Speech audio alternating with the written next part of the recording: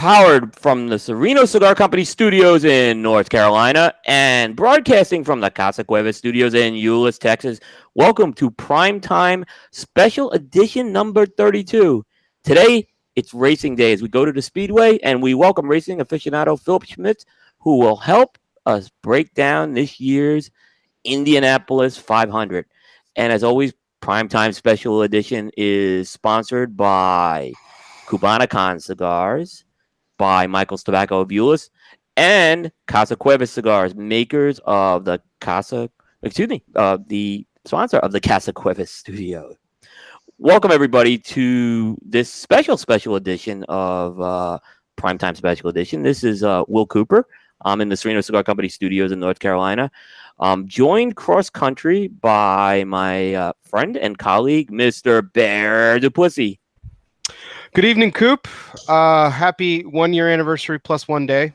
We begin the second year. Yes, we officially begin the second year today, and starting with the bang. So this is really fantastic. I really don't have much different to say. Anything different to say to you since yesterday, but for those who missed out on yesterday's show, they really need to go back and replay it after they watch this awesome show that we're going to have today with Phil. It's really going to be a pleasure and a treat to have Phil on with us today, and I'm really excited about the Indy 500 and some exciting stuff. We got a good show. That's good. So what I'm going to do is, before we introduce Phil, let me just kind of get the sponsor in, and then I have a little story to kind of kick this off that happened to me right before the show. Fantastic. Which I haven't told either of you guys. So our big story is the Indianapolis 500 preview, sponsored by Cubanacan Cigars. As long as there have been people, there have been stories, from the stories told in paintings on ancient caves to the family stories shared around the table, stories that make up our history and guide our traditions. Cubanacan Cigars not only embraces tradition, but strives to tell our story behind every cigar. The name Cubanacan was chosen for its vibrant history and the story behind its meaning. Cubanacan means where the fertile land is abundant and is derived from the tobacco traditions that predate Cuba itself. The story of Cubanacan is not one of our past, but one that is still being written.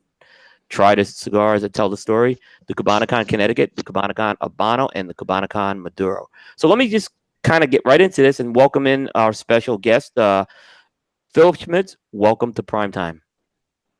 Thank you. Thank you for having me, Will, and also Bear. It's a pleasure to be on here with you guys talking about the Indy 500, cigars, and everything that comes between for this show.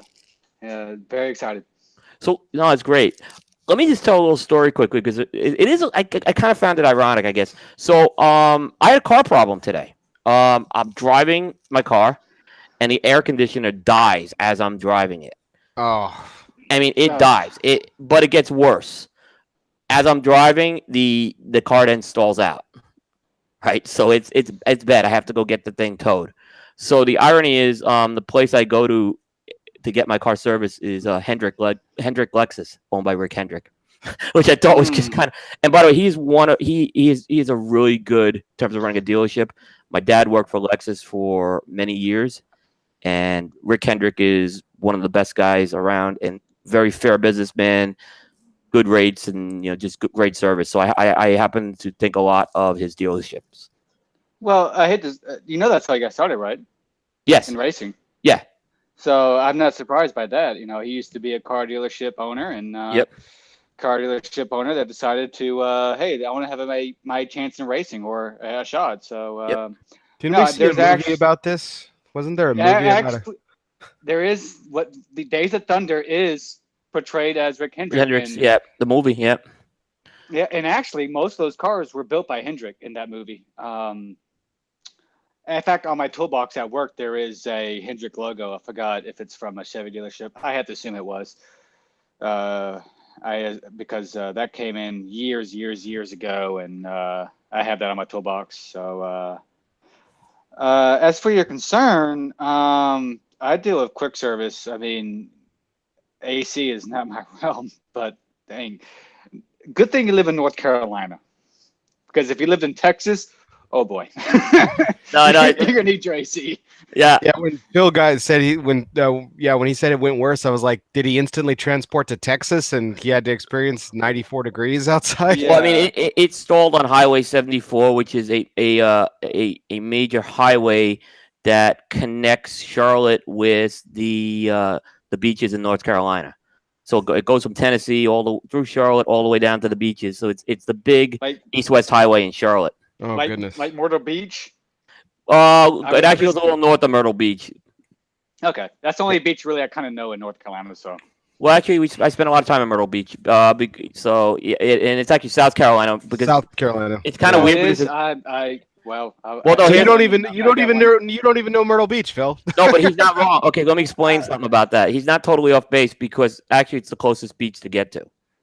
Just the way the kind of the coast is slanted, like it comes southwest. So it's actually getting to the South Carolina beaches is easier to get than the North Carolina beaches. Oh, that's funny. So yeah. Yeah.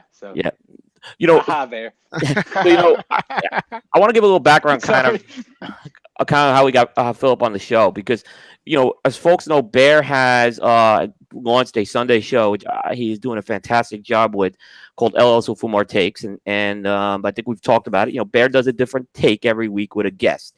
It's a shorter format, and he happened to have Phillip on right before the Daytona 500. And I always catch Bear's shows, but this one in particular caught my attention because I was blown away listening to Phillip cover the race. Now I'm more of an Indy 500 guy, even though I live in NASCAR country. So I talked to Bear afterwards and wanted to see if there was a shot we can do something maybe on the primetime show this time, because I do love Indy racing. And Phillip was gracious enough to offer his time here. So we really thank you, Phillip, for making the time here. Oh, no problem.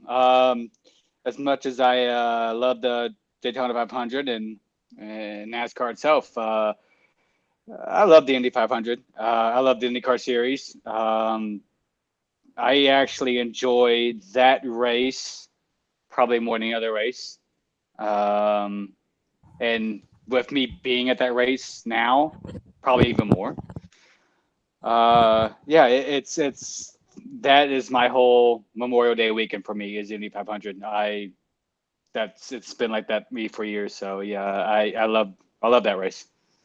Now you actually got to attend your first Indy 500 last year, correct? In person? Yes. That is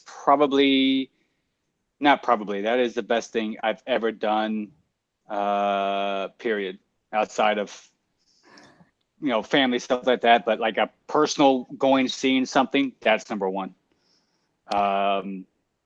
Like I said earlier, Al Unser Jr. once said in Indy when he won, you just don't know what Indy means. And you just don't understand that until you've sat into that place at that race. It's nothing that you can comprehend until you get there. It's nothing on TV. TV does it justice, but not enough. So I kind of lived for a while in New Jersey, not far from Lehigh Valley. So I got to, obviously the Pocono Raceway was the big one up there when they had the Pocono 500, which was a 500-mile race.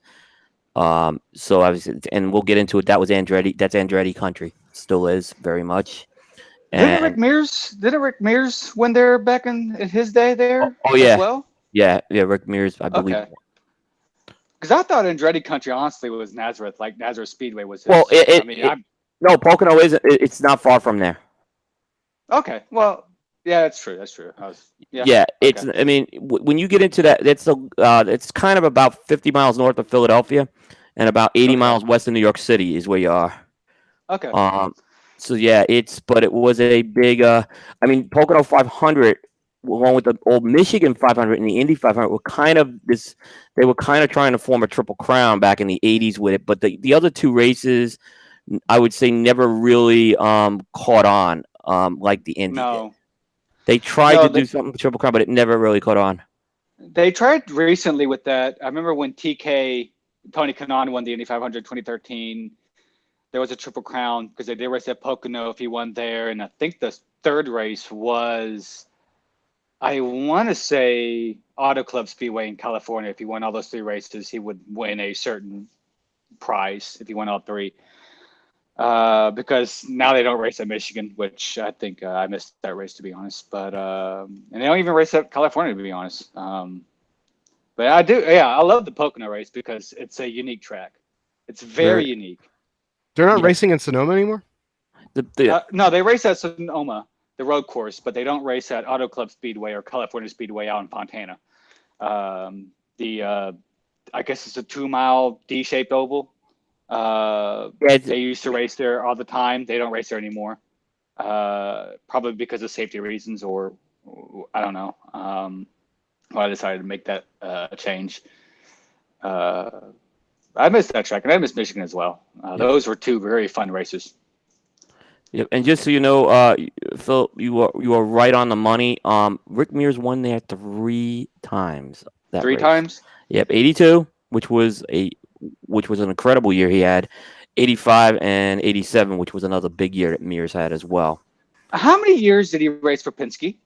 I know that's. I say that because I saw his car at the Speedway last year in the museum, and it was the Pennzoil color. 2 questions. One, was Penske always sponsored by Marlboro for several years, or was he sponsored by Pennzoil? Because I know Mears raced for Penske, but was it always under the Marlboro brand, or was it a different other brand? No, it was Pennzoil beforehand. So Okay, and it became Marlboro later, but he was with Penske his whole career. Is what I really? Okay. Yeah. I know it was with them a lot. I didn't know the whole career, but okay. Yeah. And you know, I was going to we're on the topic here, so I'll kind of mention it. I was going to mention it in a second, but you look at Rick Mears, he really only raced 14 seasons, right? And he won 4 Indianapolis 500. He really didn't have the length of a career that some of these other guys have had. Had he gone 25 to 30 years, who knows how many Indy 500s this guy would have won? Because Roger would have stuck. This was Roger's driver pretty much for his career. Yeah. Roger worked with him exclusively. I think things have changed. A driver in the 80s, driver in the 90s, probably won't race as long as they do now, for various reasons. I think I look at Tony Kanaan. He's been racing in Indy cars for 21 years now. Same thing with Helio, even though Helio does sports cars, but he's in this year's Indy 500. I think a driver that wants to keep racing in his 30s, 40s can do that now with being in shape and with the cars being a lot more safer today than they were 20 years ago, 10 years ago, to do that. So I think a lot has changed the last 10, 20 years. I think that's why you see other forms of racing a little bit kind of change because of that aspect, for better or worse. But in any car, I think a lot of that is there. Tony Kanaan has been racing for 20 years, and he's able to compete with the younger guys. Could Rick Mears do that? Or could he do that? Could Tony Kanaan do that 20 years ago? I don't know. So yeah, it's just it's an interesting point. Yeah, and for folks who may not be familiar with Rick Mears, 4-time Indy 500 champion, 79, 84, 88, 91. So he was quite dominant. But let's kind of get into it a little. Let's kind of talk about what got us into racing before we kind of get into some of the breaking down this race that's coming up on Sunday. So we'll start with our guest, Philip. What got you into auto racing?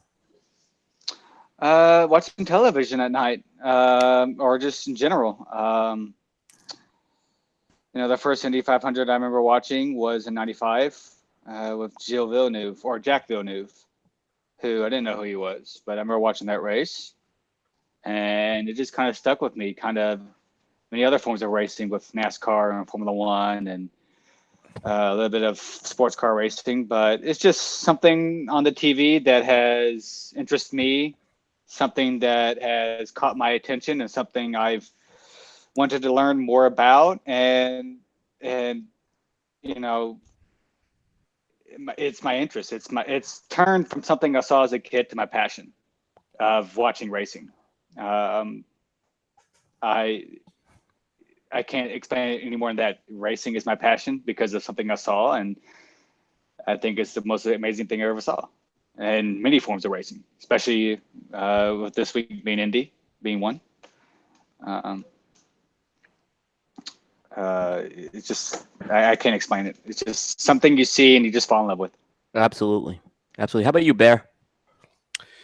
Well, to be honest, racing caught my attention when I was a kid. It was kind of like hockey in my household. We didn't really watch a lot of it because my dad just wasn't really interested into it. But my brother and I got into like a real NASCAR kick because we like the idea, honestly, of the or auto racing in general, like because of the sponsorship. So we thought it'd be like really cool, like in the mid '90s, we were thinking, yeah, wouldn't it be cool to drive the Nike car or the Oakley car, like these name brands that we were obsessed with as preteens and teenagers and stuff. And thought that would have been really cool. So we came up with like car designs and stuff. And as time has gone on, I've kind of enjoyed racing a lot more, just from the aspect of, I like anything with strategy in it.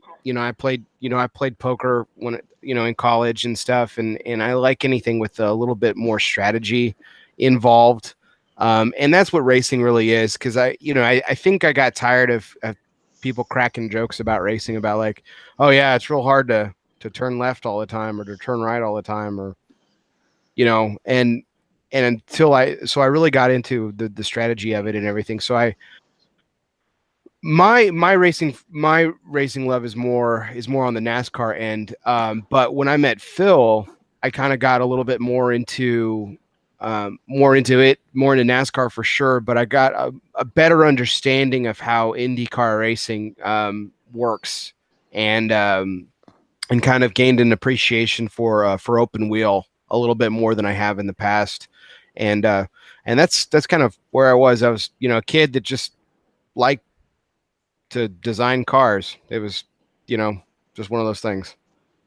With me, it was a little different. My dad was not a baseball fan because of, and I think I've talked about it on the show. The Dodgers bolted Brooklyn when he was a kid, and he grew up very near the stadium, so he never went back to baseball. There were two sports my dad watched. It was horse racing, Triple Crown time, and IndyCar racing, specifically. NASCAR wasn't really a big thing up in New York growing up. It didn't become big, and it didn't really catch on until the late '80s in New York. I was about to ask that question, to be honest. What years were you talking about? So I'm talking, The late 80s? actually, I'm dating myself. I'm talking the '70s, Sorry. actually. No, that's okay. It's a good question, and it plays in because now in the '70s you had the Johnny Rutherfords, the AJ Foyts, Al Unses. I mean, these were very visible, iconic. Like everyone knew who Johnny Rutherford was. These were, these Yeah. were just there was. This was the time where the IndyCar racers they were superstars. And I was talking to Phillip before the show. Back when the Indy 500 was on in the '70s, up until 1985, it was not a live race. You watched it on ABC. They put the race on prime time on Sunday night after it was over. And what was now? This is again for folks who have internet and stuff like that. What I used to have to do, because I could never wait, okay, to find out who won the race. My dad would kill me because we had what's called sports phone. You'd call this number, right? And this is what you do to get scores if you didn't want to wait there was no sports radio back then, or you didn't want to wait for local news. Sometimes wouldn't tell it because obviously they didn't want to spoil. You call this sports phone, and every year I'd find out who won the race, of course. And my dad would get pissed if I leaked it. So there was some, and like I said, so I would say that was a real big time for Indy racing, going into the '80s, and we'll get into what changed in the second half of the show a bit. So it was a big thing for me. I want to quickly talk about that. You're talking about not watching something that's live, but as a replay. About a month ago, the Chinese Grand Prix, which here in Central Time starts at 1 a.m. I as an adult, I can't stay up past midnight anymore. I can't do it. So I actually Unless it's Le Mans, right, Phil? Unless Le Mans on. Le Mans, yeah. That's more different because it's 24 hours, and I can kind of wake up at 5 a.m. and watch the rest and kind of catch up. But no, like that race, what I do for like the race to start at 1 a.m., I literally kill my phone and everything, and I watch the replay as it is live. And you're right, it is so hard to delete everything and watch it live because of so much information out there. There's been so many times where I've clicked on my laptop or whatever to watch the race, and it's right there of, oh, he won the race. I'm like, are you serious? All right, great. So yeah, I understand that aspect for sure. Of it's annoying. So what was? Go ahead. I'm sorry. no, So again, okay, go ahead. I Phil. Go understand. ahead. I understand where William's talking about of in that time watching in prime time and figure out who won the race. Because at that time and that day, that information wasn't out there, and today it's out there. So it's kind of in reverse where you have to hide that information where you watch it. For me, Yeah, no, it's a good point. And we're gonna get actually, and this kind of is a good segue to kind of start getting into this year's race because here's what happened to me now this year.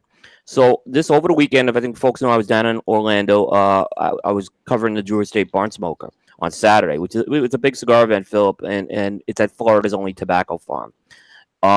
There was a lot of drama that was going on Saturday. Now I had the DVR stuff that I was able to go back and watch from my computer.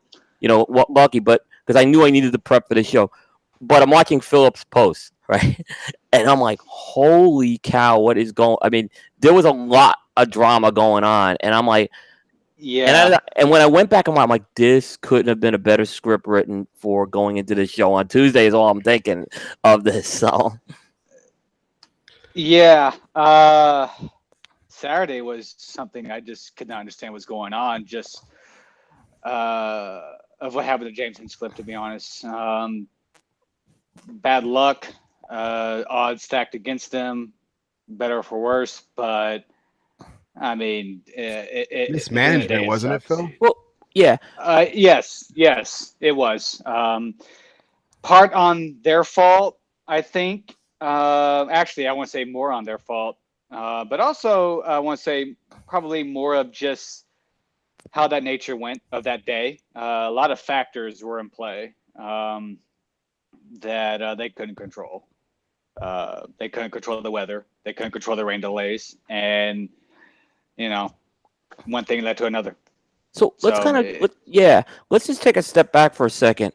'Cause I want to get into. I do want to talk a lot about James, who's a former pole sitter in this race. So this is a big name who's not in the race, and yeah, so I know you and I touched on this a little offline, but take us through how the qualifying now works in Indianapolis 500 because it has changed from I know when I watched it, but how is it now?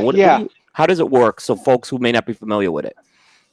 I think Indy at the end of the day wanted to have a weekend of having the track filled out or with fans over qualifying instead of 1 day, 2 days.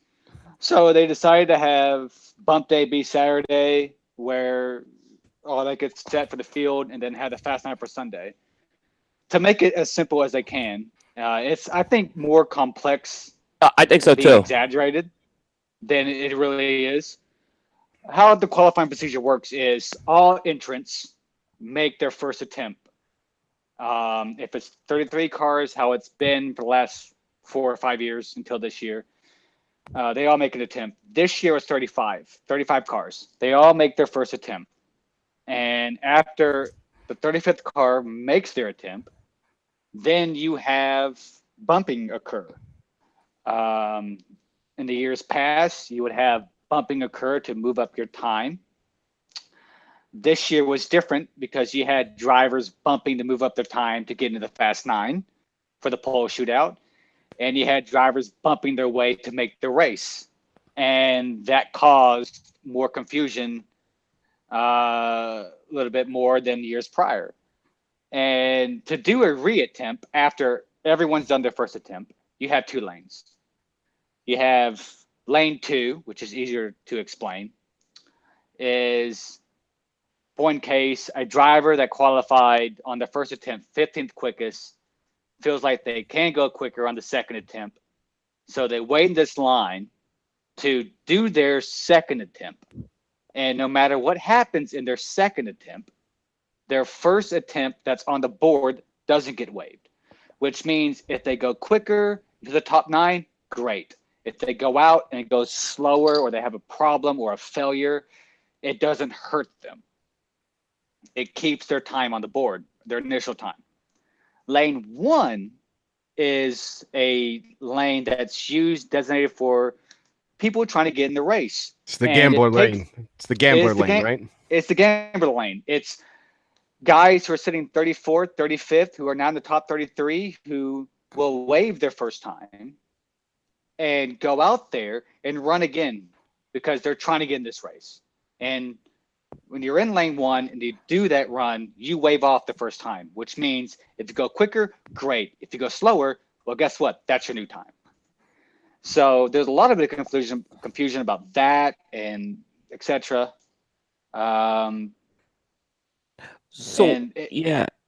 What and folks? Go ahead. I'm sorry, Phil. No, go ahead. So I guess for folks who may not know, James Hinchcliffe, who again mentioned pole sitter, he's a popular driver, guy people expect to be a contender. Let's talk about 2 years ago, right? He won the pole 2 years ago. 2 years ago. 2 years ago. 2 years ago. Yep, 2006. Mm-hmm. Where do you think his strategy went wrong with what happened on Saturday? I still shake my head about that a little bit because at the end of everyone doing their attempt, all 35 attempts, they were 32nd quickest. And to me, you're in the danger zone of getting bumped out. Right. Because you have two cars, 34th and 35th, who are not in this race. And they're at that point, they're going to throw out the kitchen sink, whatever it can do to get in that race. I don't understand why that team, Hinchcliffe's team, waited to react until they got bumped out. So that was their first move wrong, in my opinion. To me, I felt like that time was not going to stick. And I felt like, you have a car that's quicker enough. You had a bad hand because when Hinchcliffe did his run, it was after the first rain delay. And you have a track with some rubber washed off, also jet dry residue on it. So it's not proper conditions. Right. And had a slight issue with the car itself. But they were so much quicker than being 32nd. They should have been top 25 at the minimum. And why did they wait that long to react? And another reason of reacting is one of their team cars and Jack Harvey, who was sitting about 30th, who had kind of the same car problem that Hinch had, was rectified like Hinch and went 24th quickest.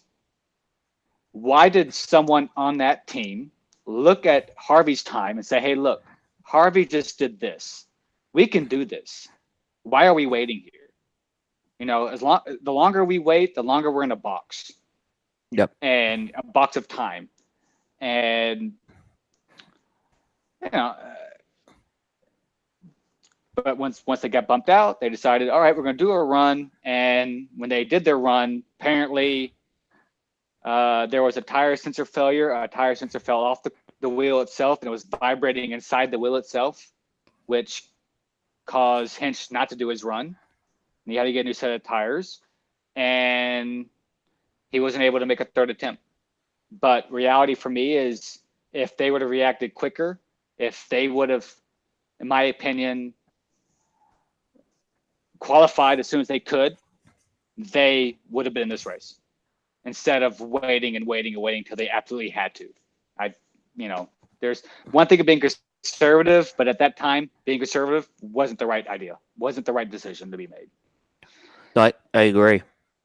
And one other thing too, and this caught me off too, because I learned this, I think, that Saturday, is for me, and I think you as well, if you're familiar with bump day, the gun that always shut off for bump day to end was always at the top of the hour. Yes. This year was 5:50. Interesting. So right. And apparently what happened, they thought it was 6 o'clock because Hinch was waiting there, and Marco Andretti, they asked him Sunday, the following day, because he was the first one to see Hinch. And Marco went to go see Hinch because, to Marco's knowledge, it's over. Hinch thought it was at 6 o'clock. So Marco kind of had to break the news. So that team did not know it was 5:50 and not 6. But, I'm a fan. I didn't know that. But you would think the teams would know. Just speaking, because you would think they would know all that information. So it's just at the end of the day a crappy situation, better way. There's a story though, but I'm with kind of within what you were saying, Phil, because I mean he was kind of sitting on the bubble as you were saying. He was running 34th, still in the race at the time. Opportunity for some drivers to bump him out, and I mean some good drivers like Pippa Man, a couple others that were kind of running the same situation that Harvey and Hinchcliffe ran, which was just on a bad track, but they had a good car. And so it is interesting how they mismanaged this so poorly. But what you and I were talking about earlier as well, what was really interesting to me and really I think just proves what type of a racer and a guy that Hinchcliffe is he took the responsibility. He fell on the sword. He did. He didn't point fingers at the team or Yeah. anything. Or any other drivers. I love that first thing he said in the press conference, saying that any criticism of Pippa Man going out there, any criticism that any other driver making their attempts that got in the way, he took the blame. It's our fault. And that last sentence is true. You don't know what you're talking about, and you don't know motorsports, and you should shut up. And it's true because yeah, he was saying he didn't know what was going on the internet. He didn't know if numbers or trash was getting thrown around, and he wanted to just nip it in the bud. It's not Pippa Man's fault because she's fighting to make this race. This is the only race that she's in that I know of. I don't know of her any other race. And actually, this race itself for Pippa Man kind of came in kind of quickly, to be honest. Kind of last month for her. And then Alexander Rossi, him making the run. He's trying to make it in the Fast 9.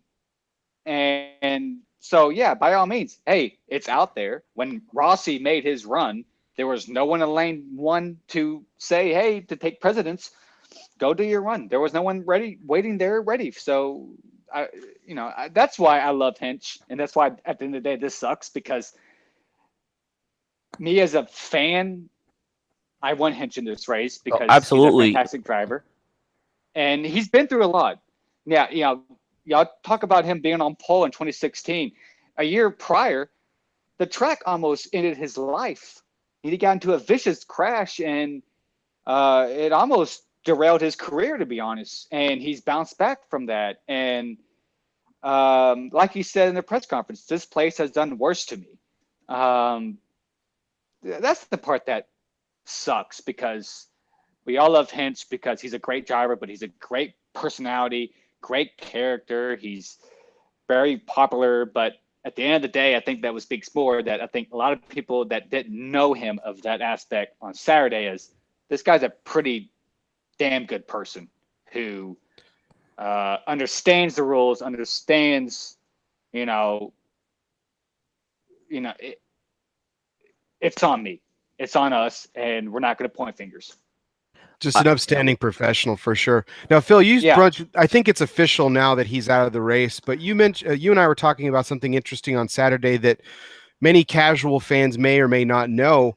Even though he failed to qualify, he still had the opportunity. There was a small window of opportunity in which he could still actually race in this. Can you explain how that works? The entry, the way the qualifying procedure is, it's official. He's out. It's official. He's out there. I can't say official because it's not Fast Friday yet on Friday. Okay. There's nothing saying he can't pop in a car on Friday that Schmidt Peterson buys or whatever, and he goes in there. His percentage of him racing in this race, I would say 25% at best. Because I think explain how that works. Explain how he can race even though he didn't qualify. Okay, we're good. I don't think he's going to change anything. He's not going to push someone aside unless the team decides to. But him personally, he won't. But no, that what you're talking about. A team is open to buying another entry, and this has happened recently. Andretti Autosport in 2011, I believe it was 2011. Yes. Ryan Hunter-Reay got bumped out of that race. Andretti bought the entry of AJ Foyt, and had Ryan Hunter-Reay race in that race. So there is that stipulation of buying another team's car. But you go to the back. You go to the back. I believe that's correct. Because that's what Mario Andretti, when he did Formula One, he would never be able to qualify. So they'd have other people qualify the car for him. Right, and then right. and Mario would usually, like the year he finished second in 81, he started at 32 that year because of that. Oh, geez. Yeah, he did because he couldn't make there because he was doing IndyCars. If I'm not mistaken. He was doing Formula One still. He was from like 78 to like 81. He was still doing Formula One. And I think because I watched the Mario's thing, I think that was with Ferrari, if I'm not mistaken. Yeah. Mm-hmm. But no, there is that option to where, you can buy an entry or whatever. The other option is, Schmidt Peterson has Jay Howard, who is a third entry within the team, and he's racing in this race. That's it. And they had Jack Harvey, who's racing part of Michael Shank Racing. That, they could move him aside, but I think Hinchcliffe is not going to do that. Hinchcliffe understands that this is Howard and Jack Harvey's only race of the year, and this is something that they've looked forward to, put a lot of effort to. So why should his problem be their problem? But that option is there as well for Hinchcliffe to place one of those two. Being the fact that hasn't happened, I don't think it's going to happen. Because it's the car that qualifies, not the driver necessarily, correct? Correct. And, I think this week, I touched on it earlier yesterday, there's been some media saying that these full-time guys should have a guaranteed spot, that they should not get bumped out. No, I totally agree. This is part of why this is a championship level race. There wasn't a compensation when Bobby Rahal missed his race in 93. There wasn't a compensation when both Penske cars missed it in 95. And there wasn't compensation when Ryan Hunter-Reay missed it in 2011. It's the fastest 33, period. This isn't NASCAR. This isn't the Daytona 500 where you have the top 30 cars guaranteed a spot because of owners or charters, whatever. No, this is not that. It's the fastest 33, and that's how it should be, period. That's how it should be. Though, if we were going back to my golden age, okay, he probably would be in this race. Because back then, you only can qualify. You only can get the pole was raced for. There were four. They did 2 weekends, Saturday and Sunday. The pole was raced on day one. The only way you can win the pole was on day one, and then after that, the other slots were filled. And a lot of times, so the bump weekend was that second weekend. So Hinch would have had a lot more opportunities. I think this. Like I was telling you before, and I have a little mixed feelings about this, but it makes this that much more. That compressed window. It's now one day, and then of course you have the shootout the next day. It makes it it completely changes it. So I have an interesting. Okay, go ahead, Phil. But I have an interesting observation that I want to point out here in a second. Go ahead, Phil. It makes it complex. It did not help the fact that Saturday had 2 rain delays.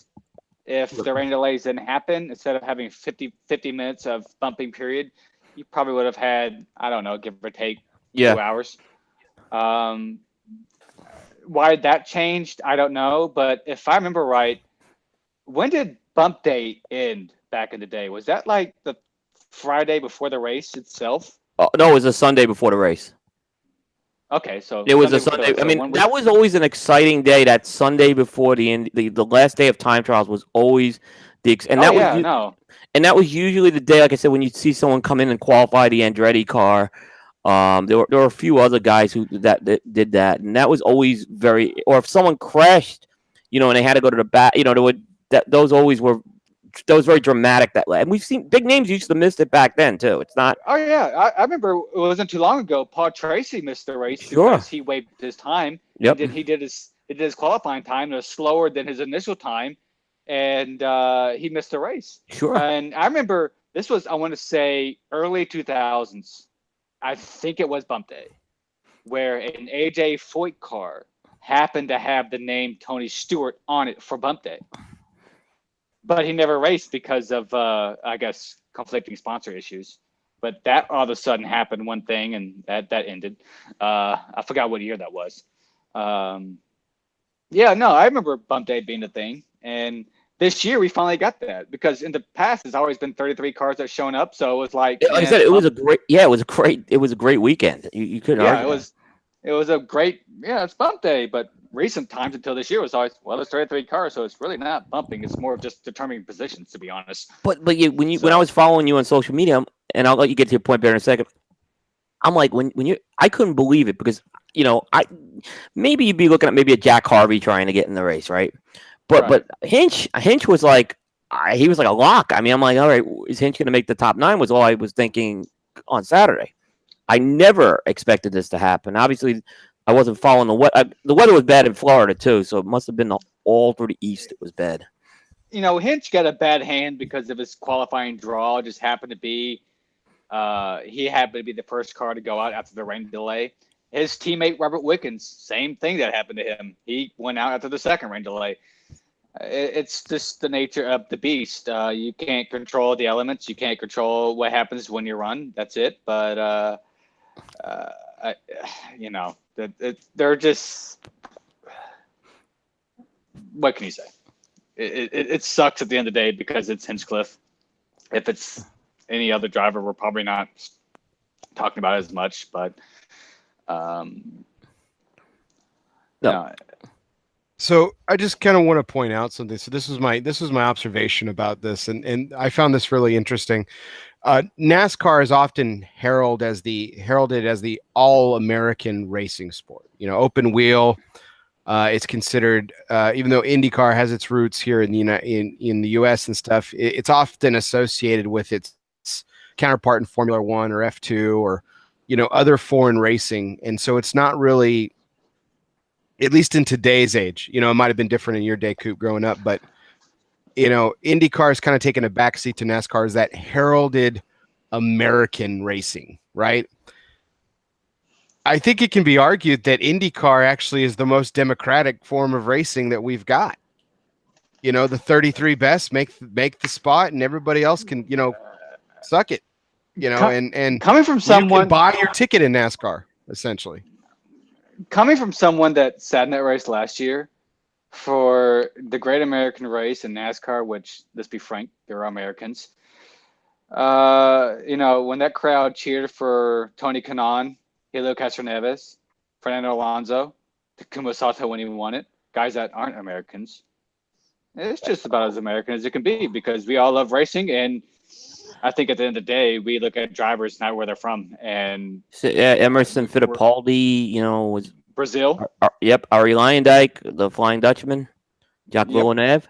Yeah, French. So yeah, I mean, it's Canadian actually. He was Canadian, but yeah, it was. I think it's really. I think it kind of is a little more symbolic of our melting pot and the fact that we look at this as an international championship.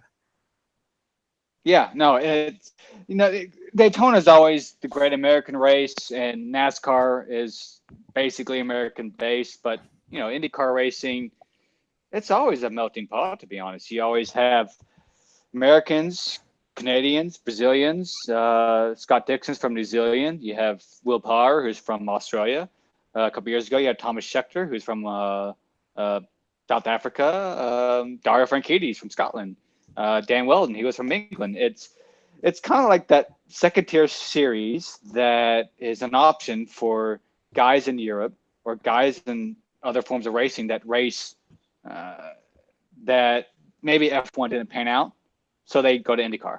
And being the fact that IndyCar is more diverse in terms of tracks, road courses, etc., that's why they go there. It's one of the options for them.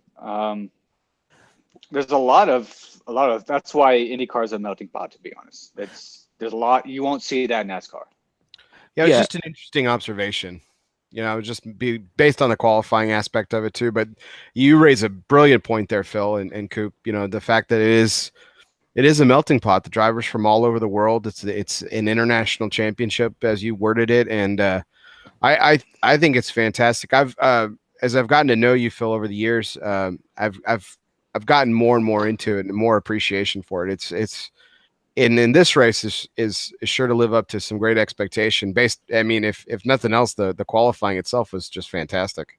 Let me kind of add one point on too. And I talked about these the names I was mentioning, the Rutherfords, the Foyts. You were on the cover of Sports Illustrated when you won the Indy 500, and what happened was there were guys who wanted to come over from Formula One to qualify. I mean, the big you remember Nelson Piquet came over, who won multiple Formula One champions, and he had a bad crash here, which unfortunately finished him like before he even started. I mean, so whatever, Mario Andretti would always make sure he kind of can get over as long as it wasn't an F1 race that weekend for the race. He made sure there was a car qualified because that race back then, and it was, even though it was, you can make an argument it was a second tier compared to Formula One, but that race, because everyone knew you were on the cover of Sports Illustrated, you knew you were the toast of the town when that happened. So people wanted to come over. Back in the 50s, the Indy 500 was a FIA sanctioned race for Formula One. Back in the 50s. Yeah, it's true. The problem that Formula One and IndyCar has right now is you have the Monaco Grand Prix on the same weekend as Indy. Yeah. Which I don't know when that became a thing, because that wasn't a thing for a little bit. It wasn't like separate weekends. Yeah, it may have been the late 80s when that happened. So that's why it was so unique when Fernando Alonso said, yeah, no, for Monaco last year and went to Indy. That's why I don't think you see Formula One drivers make that jump, because no, and the money in Formula One went astronomical too, is the other thing. Yeah. Like, it's a dream. I want to see Lewis Hamilton in this race. I mean, that's what I want to see in my lifetime. I want to see Lewis Hamilton in this race. I want to see Lewis Hamilton in this race. I want to see Daniel Ricciardo in this race. Yep. Even he's kind of retired. I would love to see Felipe Massa in this race, to be honest. I've always respected him. Sebastian Vettel, Yeah, Vettel. I would say Jenson Button, but Button's no. No, I think he had his moments of fame, yeah. Well, Button, he's not interested in racing the 500 because I think it scares him a little bit. Same thing with Kimi Räikkönen. Räikkönen doesn't scare him, but he had that option, I guess, years ago, and he's not going to do it now. But yeah, I would love to see some F1 drivers do it. I would love to see it, and heck, have that be an FIA sanctioned race. If any F1 driver wants to show up, hey, if you win the race, whatever. I think it's great. It would not surprise me, speaking of F1 drivers in the future in this race, it would not surprise me if Nico Rosberg ever did this in the future. Absolutely wouldn't surprise me either. I used to love his father, KK Rosberg. I never saw his father. He won it in '82. He was kind of he wasn't that, let's put it like this, that elegant European guy. His dad. He was the rough Finnish guy who was there. Yeah. What's funny is Alan Prost had more fun with him than he did with Niki Lauda, to be honest. True. But I would love to see Nico race. I wasn't the best Nico fan because I'm a Lewis Hamilton fan. So many years we get along Nico well. Was Well, de facto number one. But I always respect Nico. I think it wouldn't surprise me if he winds up in this race, because I think he's one guy that could do the Triple Crown. Hey, he's already won Monaco. Why not do the 24-hour Le Mans? Why not do Indy 500? All you gotta do is turn up. He is retired, but that's remains to be seen. Be cool, but So let's get into the race, okay?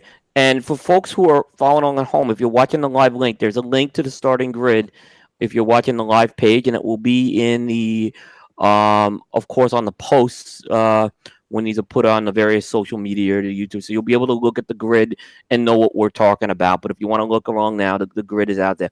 Let's kind of just start with the Fast Nine. Any surprises? I'll say this kind of stuff that I love the front three. I love this front three this year that we have. I do too. I was surprised that Ed Carpenter got pulled. I knew he was going to be a contender and a threat, but what he did Sunday, that was the first 1:30 average time with no toe that was out there, period. And when he did that lap one, it was like, good Lord. So that was a great surprise to beat Simon Pagenaud, and I think third place was Will Power. Will Power. Yep. Which Will Power, he's I love what he's done in his career. He's become what used to be a road course driver, and he's still a dominant. He's very dominant on road courses, but he has turned out to be a pretty damn good speed racer. He won at Texas last year. He was in contention for the Indy 500 the year Montoya won. It was kind of between him, Power, and Scott Dixon. So yeah, it's a fantastic 3 with Simon Pagenaud, who is vastly based in racing. He's won the IndyCar Championship a couple years ago. He Former pole sitter. second, Yep. and also a second place at Le Mans in 2011 with Peugeot. So yeah, he's a fantastic racer. And then I look at the Fast 9. I think the biggest surprise for me is Sebastian Bourdais. That to me is the biggest surprise, considering what happened to him a year ago. Yeah. Penske Talk being about the top. that, Phil. What happened? Yeah, What happened a year ago? yeah, that's a good point. What happened for folks who may not know? Well, Bourdais last year, he had a really good car with Dale Coyne, who is kind of sort of a middle road team, kind of the same way you would look at Ed Carpenter Racing, which we'll get to Ed Carpenter Racing in a little bit, I think. Last year he had a really good car and a car that could threat for pole.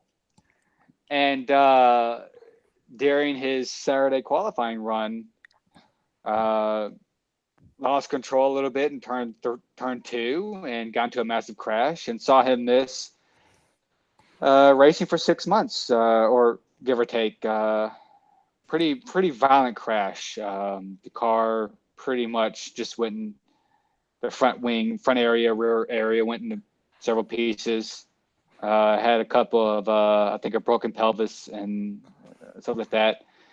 And for him, a year later, not only a year later, and to win the first race at St. Pete, which was kind of gifted to him, but still, he was there for the taking. So good for him.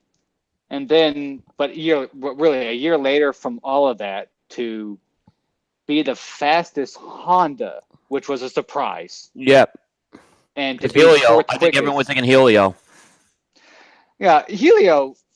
I don't know what happened to him on Sunday, to be honest. They just missed the setup completely. I don't know, but Yeah. you look at the Honda teams. You look at Andretti. You look at Ganassi, Schmidt, Peterson. You would figure those would be the players, not Sebastian Bourdais driving a Dale Coyne / Jimmy Vasser partner entry. And for him to be fourth quick, that was quite impressive, considering what happened to him a year ago, for him to block that out and do that again. And yeah, that was fantastic. I think that's what comes out more than anything else of the Fast 9. Danica being, what, 8th, 7th, whatever, give or take? 7th. Yep. That was pretty. 7. That was pretty cool to see, to be honest, because she did have decent speed. I thought she was going to be kind of in the 10th to 15th range, because Ed Carpenter Racing does so well for this race. But for her to get in the top 9, that was impressive, considering kind of the learning curve she had to do to get reacquainted within IndyCar and get comfortable going forward. It's a new car. She hasn't run it. It is a new car, but this car kind of sort of, it's not close, but it's more towards the car that she used to race with. It's not the predecessor of the DW12 that we saw last year from, I think, 2012 on to last year. So I think that might have helped her a little bit, but maybe not so much. But then again, this was always the series and the place that she made her name more than anything in NASCAR. So it's like, I'm surprised, but should I be? Because she did so well in the past. Now, Phil, I think you bring up a really interesting point. I think for me, the shocking thing for Bump Day was how well, we mentioned Ed Carpenter winning the pole, but how well his team did. Oh, yes, it's his backyard, but Ed Carpenter Racing, I think, took the spotlight.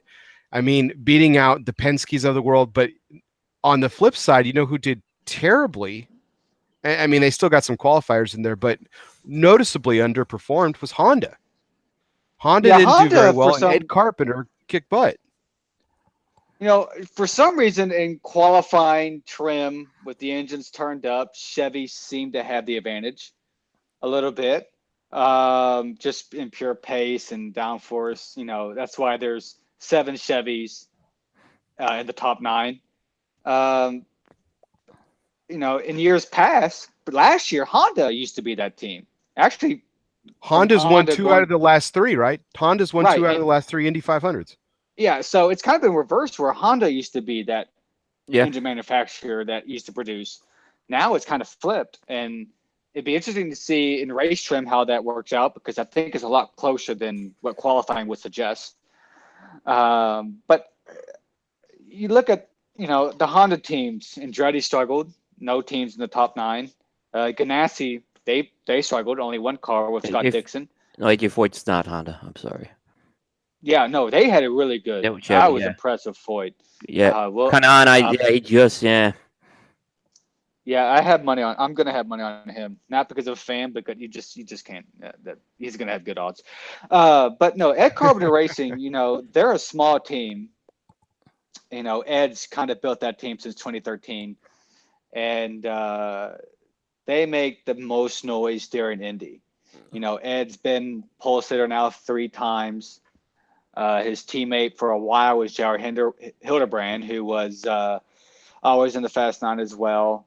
This year they have Spencer Pickett racing full time, Danica as the one-off, and also with Ed Carpenter Racing, they have Jordan King, who I'm interested to see how his career goes forward because he races on the road courses with Ed Carpenter. Ed Carpenter just does oval races on the road course races. Jordan King does those. But no, Ed Carpenter, him being a factor, him himself and that team, not a surprise. They always turn up at Indy. But Penske, they always do. But Penske, I know. Here's the thing: Penske, the 4 guys, their 4 cars are were in that Fast 9. All 4 of those cars, and all 4 of those guys, all 4 are very capable of winning this race. Yes, no, Helio is capable of emulating Rick Mears, who is his spotter, by the way. Yeah. I don't know if you knew that. Interesting. No. There we go. No, I didn't. No. How is that? The spotter that you hear is a 4-time Indy 500 winner in Rick Mears. No, that's Helio. Yeah. No, but Helio, we all know what he's done in the past. 3-time Indy 500 winner. Probably could have won this race several other times. Oh, absolutely. Yeah. He could have won it last year. He almost did a 3-peat, actually. He came close to a 3-peat, actually, that 3rd year. Yeah, no, Joe DeFerrin beat him to the line. Yeah. But Joseph Newgarden can win this race. He's been in contention before of Ed Carpenter Racing. I forgot to mention him. He was a part of Ed Carpenter Racing in the past. And I love Joseph Newgarden. I think he is probably the best overall driver in IndyCar right now. I think that's why I'm like, I don't underestimate. And he's in that 4. I like him at the 4 as well. I like him in that 4 slot. I think he's grabbing that cape of Scott Dixon of being the best overall driver in IndyCar. And that's where he's at. Simon Pagenaud, we already kind of touched on him. He's quick. He's I never liked the guy in the 2, though. I never liked the guy in the 2. That's the only. I don't like. I would have. That's never a good slot in my opinion. But Dixon's car didn't look very good. I mean, he got into the top 9. I mean, barely. I mean, he seals out the bottom of the top 9, but he was the Fast 9. And he is a fantastic racer. That's without question. But Phil, you and I were talking about this. Scott Dixon's car didn't look that good. No, it did. It didn't look that good in the Fast 9. It didn't look good in qualifying trim. But let's remember a year ago, Helio Castroneves and Chevy and Penske themselves, outside of Will Power, they weren't in the Fast 9. And you look at in the closing stages, who was fighting Takuma Sato for the win? Helio. So it's one thing to have qual trim and be quick. It's another thing to be in race trim and having the right setup because it's 2 different animals. It's 2 different philosophies. And, just because you're quick on pole on Sunday, on pole day, doesn't mean it's going to translate for the race. Look at Ed Carpenter. He's won pole 2 of the last 5 years, and he's not been a factor late stages because of either getting caught up in a wrecks or just because of things. Just being quick on pole day doesn't translate of you being for the win. It's having a really, really good race car. So that's why yesterday I think was very important, with that being the first practice of just flat out race trim. That's where you're going to see cars step forward. And are we okay? Go ahead. Go ahead. No, you're good. I was going to say, are we overlooking Andretti in the 12 spot though? We've No, mentioned the absolutely name, and not. it's kind of hard not to mention No. IndyCar racing without Andretti. But are we overlooking him in the 12th spot? No, absolutely not. Marco, qualifying did not work out well to his favor. Like I said, with Honda not having the optimum power and I guess the downforce, so be it. But in terms of the week leading up, he was quick. And I think yesterday he was I'm pretty sure it was in. Well, no, I don't know where he ended up. I know he was up there for a little bit for what I was watching at work, but no, I would not discredit Marco Andretti winning this race. I would not discredit any of the Andretti drivers winning this race because that's a pretty damn smart team, pretty good team. Even Rossi starting 32nd, which what the heck happened there? I wouldn't even count him out. So no, you can't count out the Hondas. You can't count out Andretti. You can't count out Ganassi, and you can't count out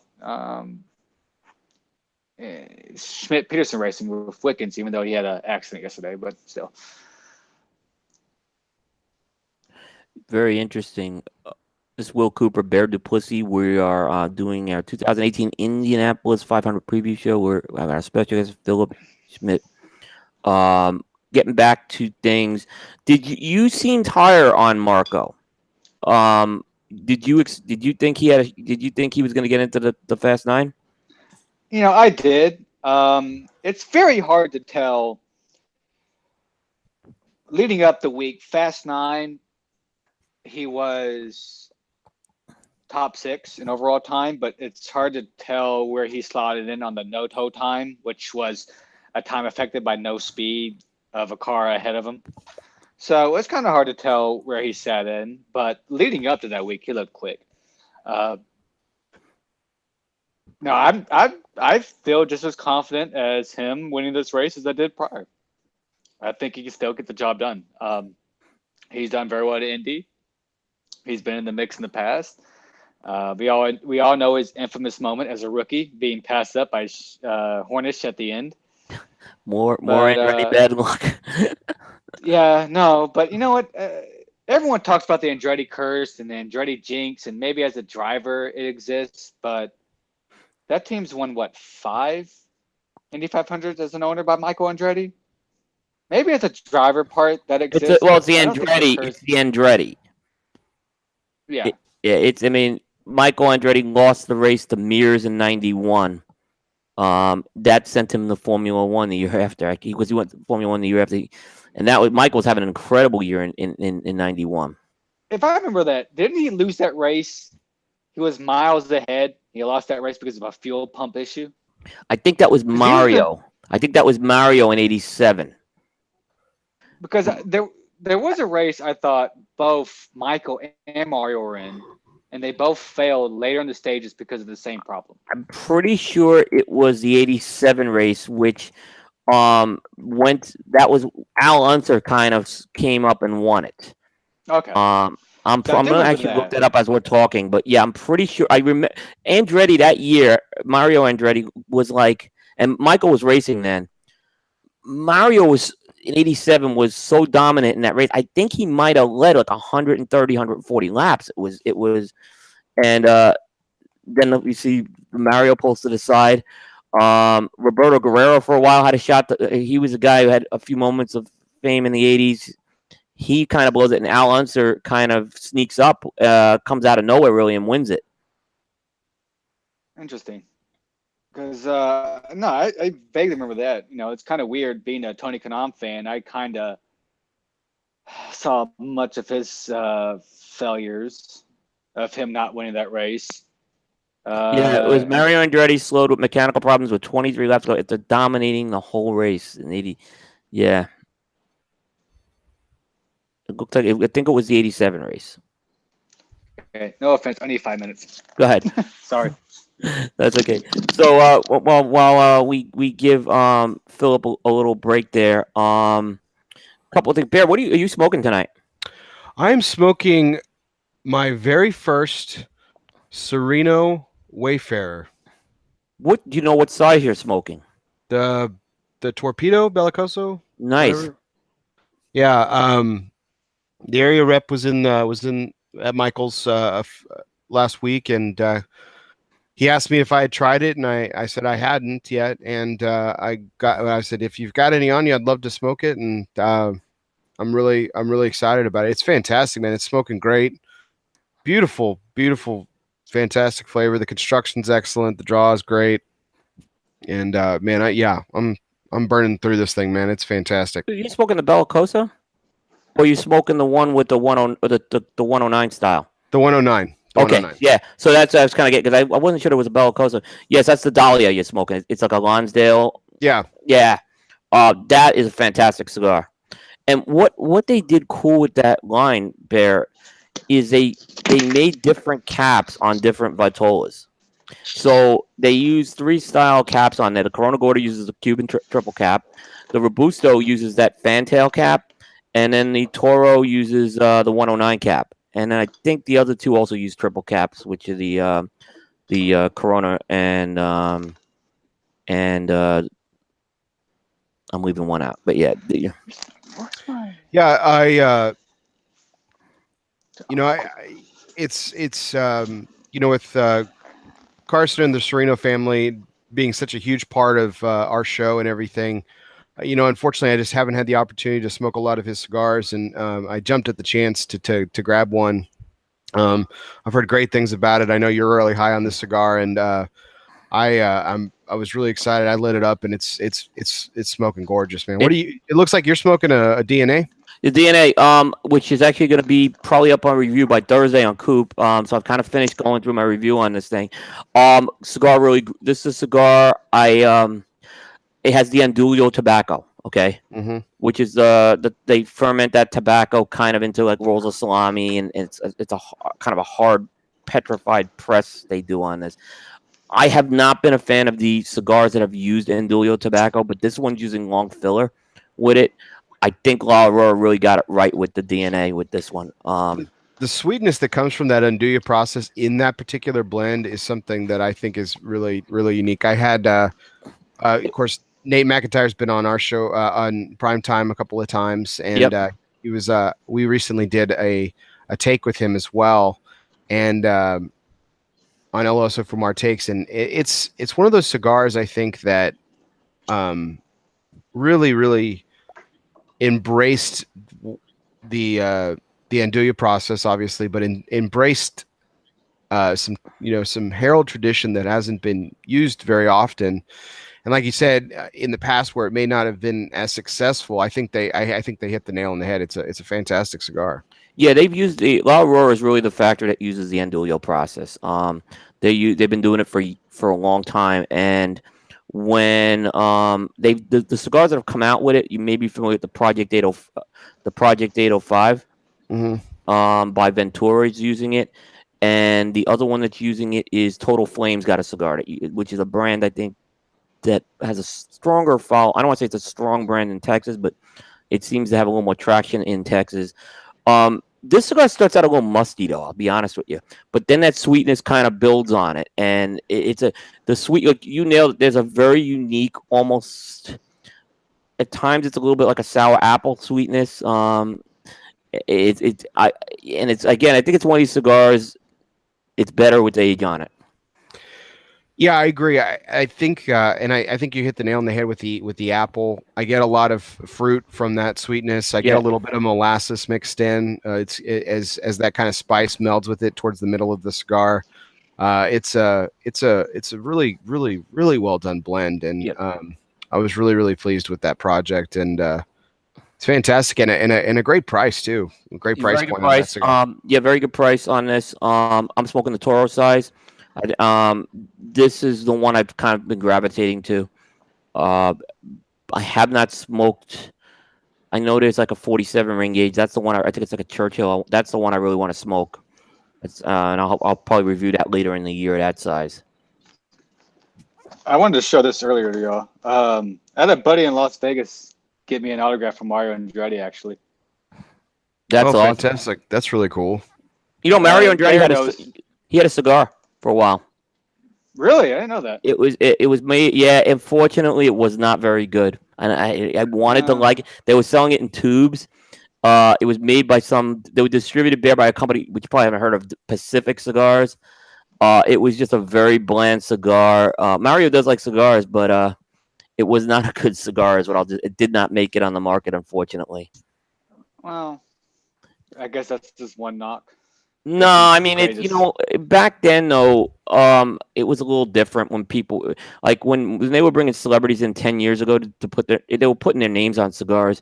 Now with this whole boutique-ish movement, it's a little different. People can get better blends, I think. Who are Does celebrities. Ron White? Does Ron White still? Is he still with Davidoff? He is no, he's not. Yeah, he's not with David. He really never. He was hired by Davidoff to do some ambassador type events with the Okay. Zeno brand in about 4 or 5 years ago. He spoke at our Yeah. IPCPR convention one year. But yeah, he not much. I haven't seen him do much with Davidoff as of late. I haven't seen him do really much of anything late. So. Period. Yeah, that's Yeah. true. But yeah, he was our keynote speaker, Bear. I think it was 2012 or 13. 12 or 13. You're right. Yeah. He was the keynote speaker, and He was one of the better ones, actually. yeah, he's a renowned cigar smoker and supporter. I wish he had stuck with cigars. Every once in a while he would do a one of those specials with, of course, Jeff Foxworthy, Bill Engvall, and Larry the Cable Guy, and he'd be smoking a cigarette. Yeah. I always prefer that he would light up a cigar. There were a couple where he did a cigar, but he was sometimes seen with the cigarette as well. And I wish he would just stick with the cigars and scotch. It was a good look for him, and it was always a good look for the cigar industry too, to see someone outside the posh element, kind of a layman smoking a cigar and enjoying it. I can speak that a little bit because I remember when Nico Rosberg said he's going to retire, he was smoking a cigar. And I said on Twitter, "What cigar were you smoking?" Because I actually wanted that cigar, to be honest. So I was surprised that even he was one. So yeah, that's cool. No, that's What are you smoking, Phil? You lit up something a few minutes ago. My usual. I'll have something for the Indy 500. What is your usual? Like, what's your usual? My usual is a Perdomo Fresco. When I want to smoke something good, like I will Sunday, usually in the floor range, Liga 9 range. I do like the San Latino ovals. I do like some of the Monte Cristos. Well, really the only one I like out of them is one in the silver barrel. Platinum. Yeah, good cigar. that one. Yeah. I've had a few Padrones that have kicked my you-know-what a little bit, in a good way. It's not the one that's kicked my ass the most, but yeah, I've been through around. But I usually smoke the Perdomo Fresco as usual because it's something I smoke while I talk and hang out, and just something I stick to. The It's, brand has been for around a very while. I'm not trying to discredit the smoke. For a everyday smoke price, it's not bad. But if I had to, It's got that legendary Perdomo construction and draw, man. I mean, you can't beat it for the price. It's a solid. you can't. It's a sort of price point, and like I said, I haven't smoked them in a while, but I mean, they've always when I smoke them, they're consistent. And that's what the key is to a very successful brand is can it smoke the same as it did 2 or 3 years ago? So it's been consistent, and I've been smoking it for years. It's been consistent, and over at Michael's, it's always been the same. Nothing changed because of their humidor. It's pretty damn good. It's always tip-top shape. So maybe the only difference is when they unwrap a new bundle, which is something you expected, maybe being a little tight through packaging, but that's not their fault at the end of the day. But when you grab it, it's the same. It's I've had my issues like cigars of tunneling and a little bit of this, but it's the nature of cigars. Absolutely. At the end of the day. Yeah, it's a handmade product. So we were talking earlier about Nigel Mansell in 1993. Did he go to that race by chance? Yes. Okay. Yeah, he went. He went there in 93 as a rookie. How big of that was that in that day? Okay, so it was big, okay, for two reasons, okay. Mansell had won the Formula One championship in 92. Right. Okay. Now, Formula One it wasn't bigger, but Formula One had its following. People knew who Nigel Mansell was contending quite a bit for the championship. This was the Alain Prost, um, Nelson Piquet, Ayrton Yeah. Senna. I mean, those were legends who were going. Mansell breaks through in '92. He has a fallout with Williams, Yeah. a very public fallout, and Yeah. he's without a ride. He did not want. He did not want Alan Prost as a teammate. No, he I'll did tell you not want that out. right. That exactly was the case, and there was Because apparently he's saying that originally they Williams reneged on that he had an understanding Alan Prost wasn't coming over to that team. yeah, no, a lot of that stemmed from Nigel because Nigel Mansell used to be teammates of Alan Prost Yeah, at Ferrari. yeah. Now So Nigel Mansell was the bad boy. Okay, he was the villain. If you wanted a villain on Formula One, okay, back then Nigel Mansell was the villain. He was brash. He was loud. He was he was oh, he had and a the British bite. press ate him up. Okay. Yeah, no, he had a bite. Have you seen? Speaking of Nigel Williams, a little bit, or Nigel Mansell over. Have you seen the Williams movie by I chance? haven't. It's on Netflix. If you have Netflix, I highly recommend it. Just because it talks about Nigel versus PK when Frank Williams himself was going through all that stuff. But no, I agree because during that documentary, I did see that side of Nigel Mansell that I did not see, which yeah, he was kind of Okay. an ass, to be So honest. so he comes over. Okay.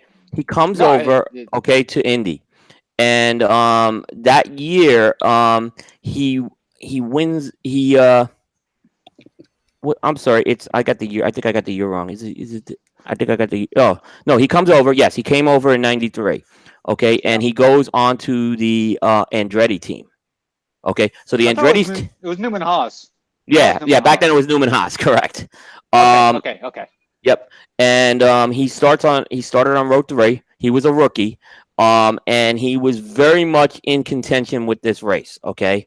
He ended up Emerson Fittipaldi ended up winning the race. He finishes third. It was but Mansell was leading this race as late as with 16 laps to go. I So have a question. yeah. Was that the infamous race where Emerson and AJ or Alonso Jr. went side by side, and Alonso Jr. crashed, and on the backstretch, instead of what everyone thought Alonso Jr. was going to flip him off, he gave him the thumbs up. Was that race? I don't think it was that race. Because there was a race where Yes, yeah. Emerson and AJ, they were, I want to say, on different teams. They went to turn 3. AJ crashed, and AJ, or why am I saying AJ? Alonso Jr. went and gave him a thumbs up to Emerson on the backstretch, like, "Hey, we're cool. Like, hey, well done," because they were going for it. It was 89. I thought that was the 89 race. Was it? That was Wasn't okay. I remember it was that was the year that Emerson won in '89? That was the first win he had. okay. That was the first. That one? was in his first win. Alonso Jr. was second that year. Okay. Yeah, which was a See, very. I mean, yeah, that was a very. So this was Emerson's second win. Okay. Yeah. So here's the thing about. So the other guys I mentioned. So he goes to Newman Haas. It was one of the more popular teams. The Andretti's take him under. I mean, they take him in. They welcome him in. Mansell becomes popular. He was a popular driver in Indy that year. He just people liked him. It was like they were seeing this different side of him. That was just it was a beautiful thing, and I was kind of I'm an Andretti guy, and I loved Mansell. I was starting, and I always liked him as a baby, but he turned on the Andretti's the year after. When things went bad and he didn't have a good year, he was the guy who pointed fingers, and he started calling Mario out, and then eventually, he started reneging on some sponsor commitments. The Andretti's, again, I'm biased because I lived near the area. Right. The Andretti's were always people, they wanted to go out and meet their fans, and it was just that was part of why the Andretti's were such a Right. stronghold. And yeah, so Mansell ended up, unfortunately, why I wanted to put that note in there is Mansell kind of really let me down. He bolts back to Formula One. He was, and thank goodness he was never the same driver. He broke my heart No. because I rooted for that guy. I wanted him to win that race in '93. The funny thing is this final race that he won in Formula One was '94 at Adelaide, which is one of the most controversial races in Formula Oh One. yeah, that was after he went over from the IndyCar that year. So he started IndyCar that year. Back. Yeah, he went back. He went back to mid-season. Formula One. He went back to help Damon Hill in the championship. Damon Hill and Michael Schumacher had that infamous crash where it looked like Schumacher went off. Well, he did go off. Then it looked like he kind of turned into Damon Hill, which caused Schumacher to go a little bit more on two wheels and out of the race. Damon went out of the race, and then that was the race Nigel Mansell won. That was his last race he ever won. Pretty controversial at that time. Right, and then he retired. He retired at '95. He only raced one more year after that. Yeah, because he couldn't fit in the McLaren car. No, he was too overweight. No, he was. But go ahead. I'm sorry. I bring that up because, this time a year ago, when a certain Fernando Alonso made a jump, I compared that to a lot of Mansell because this wasn't in the past where you had Rubens Barrichello in 2012 race in Indy 500, who was out of Formula One, out of a ride. This was a guy who was firmly in his prime of Formula One, firmly within, championship caliber driver. Yeah. That Fernando Alonso is saying, you know what, I want to race Indy 500. And I thought that was very close to Mansell because this is something that you've not seen at Indy since Mansell. Yeah, see, Mansell was at his peak because he obviously won the championship the year before. But Mansell move, I think, was a necessity. And I think there was a mystique he wanted to come over. I do think he did want to come over and have his name on that Indy trophy. But it was more out of necessity. While Alonso, it was more, I think it was strictly, hey, he wanted to be a part of this race. And he did not have to come over there. He's got a very successful career as well. Alonso's had a very successful career in Formula One. But I think what a lot of people don't understand about Alonso within Formula One is he suffered for many years. He did. Oh, he did. He went to McLaren when they had Honda. He wasn't competitive. I mean, they were bad, horrible. And this is a guy that won 2 championships with Renault, was a championship contender with Ferrari, went to McLaren Honda because McLaren Honda was supposed to be pretty good and turned out to be a disaster, which Honda and McLaren divorced at the end of the year last year. I think Fernando wanted to be a racer again.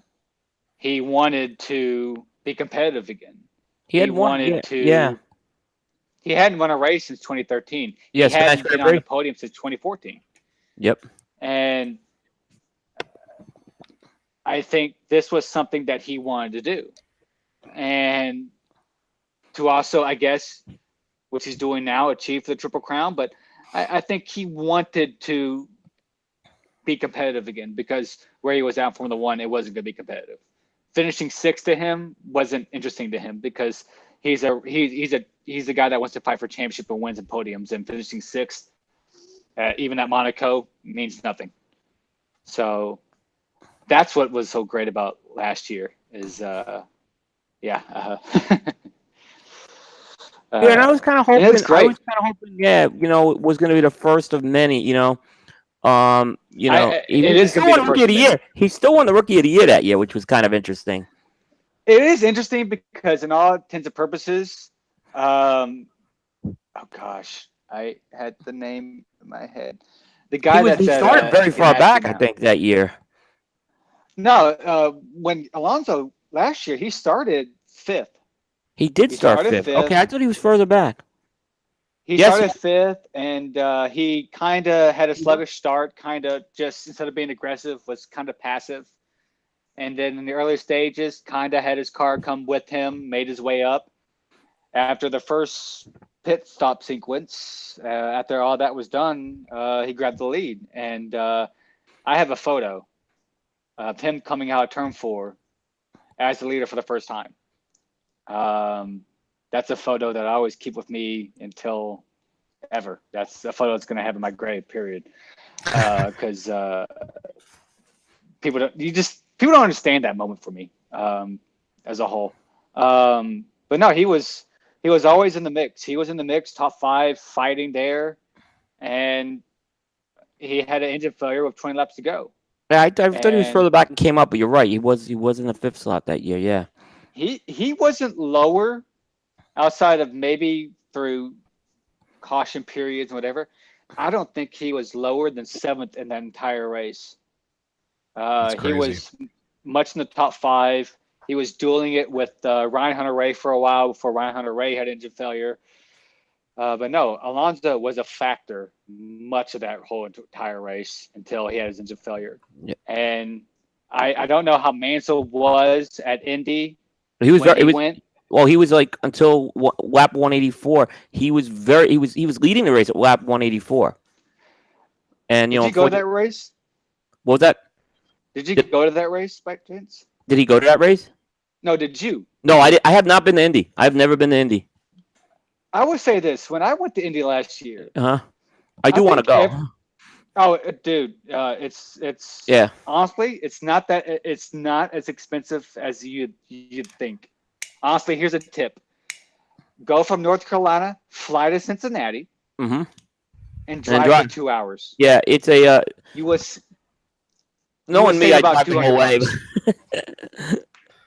That's an option too. It's a long drive, but that's what I did. I flew from Dallas to Cincinnati and drove for 2 hours because it saved me about $200.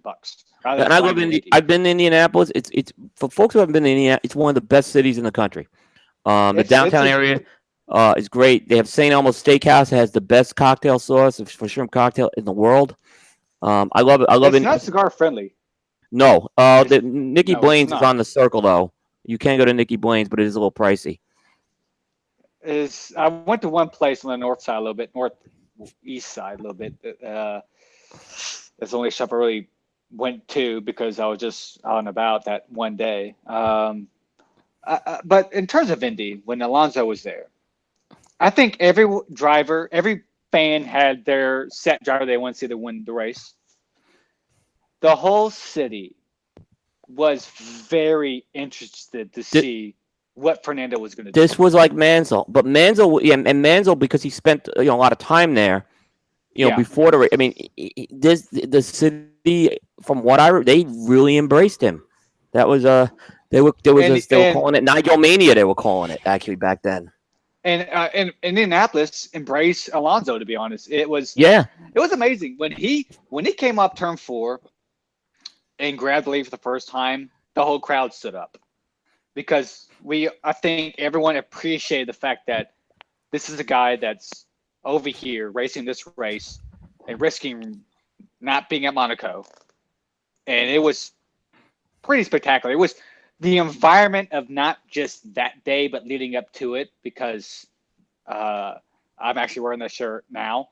I bought a Fernando Alonso t-shirt, and I wore it the Saturday, and I wore it the Sunday because I didn't care.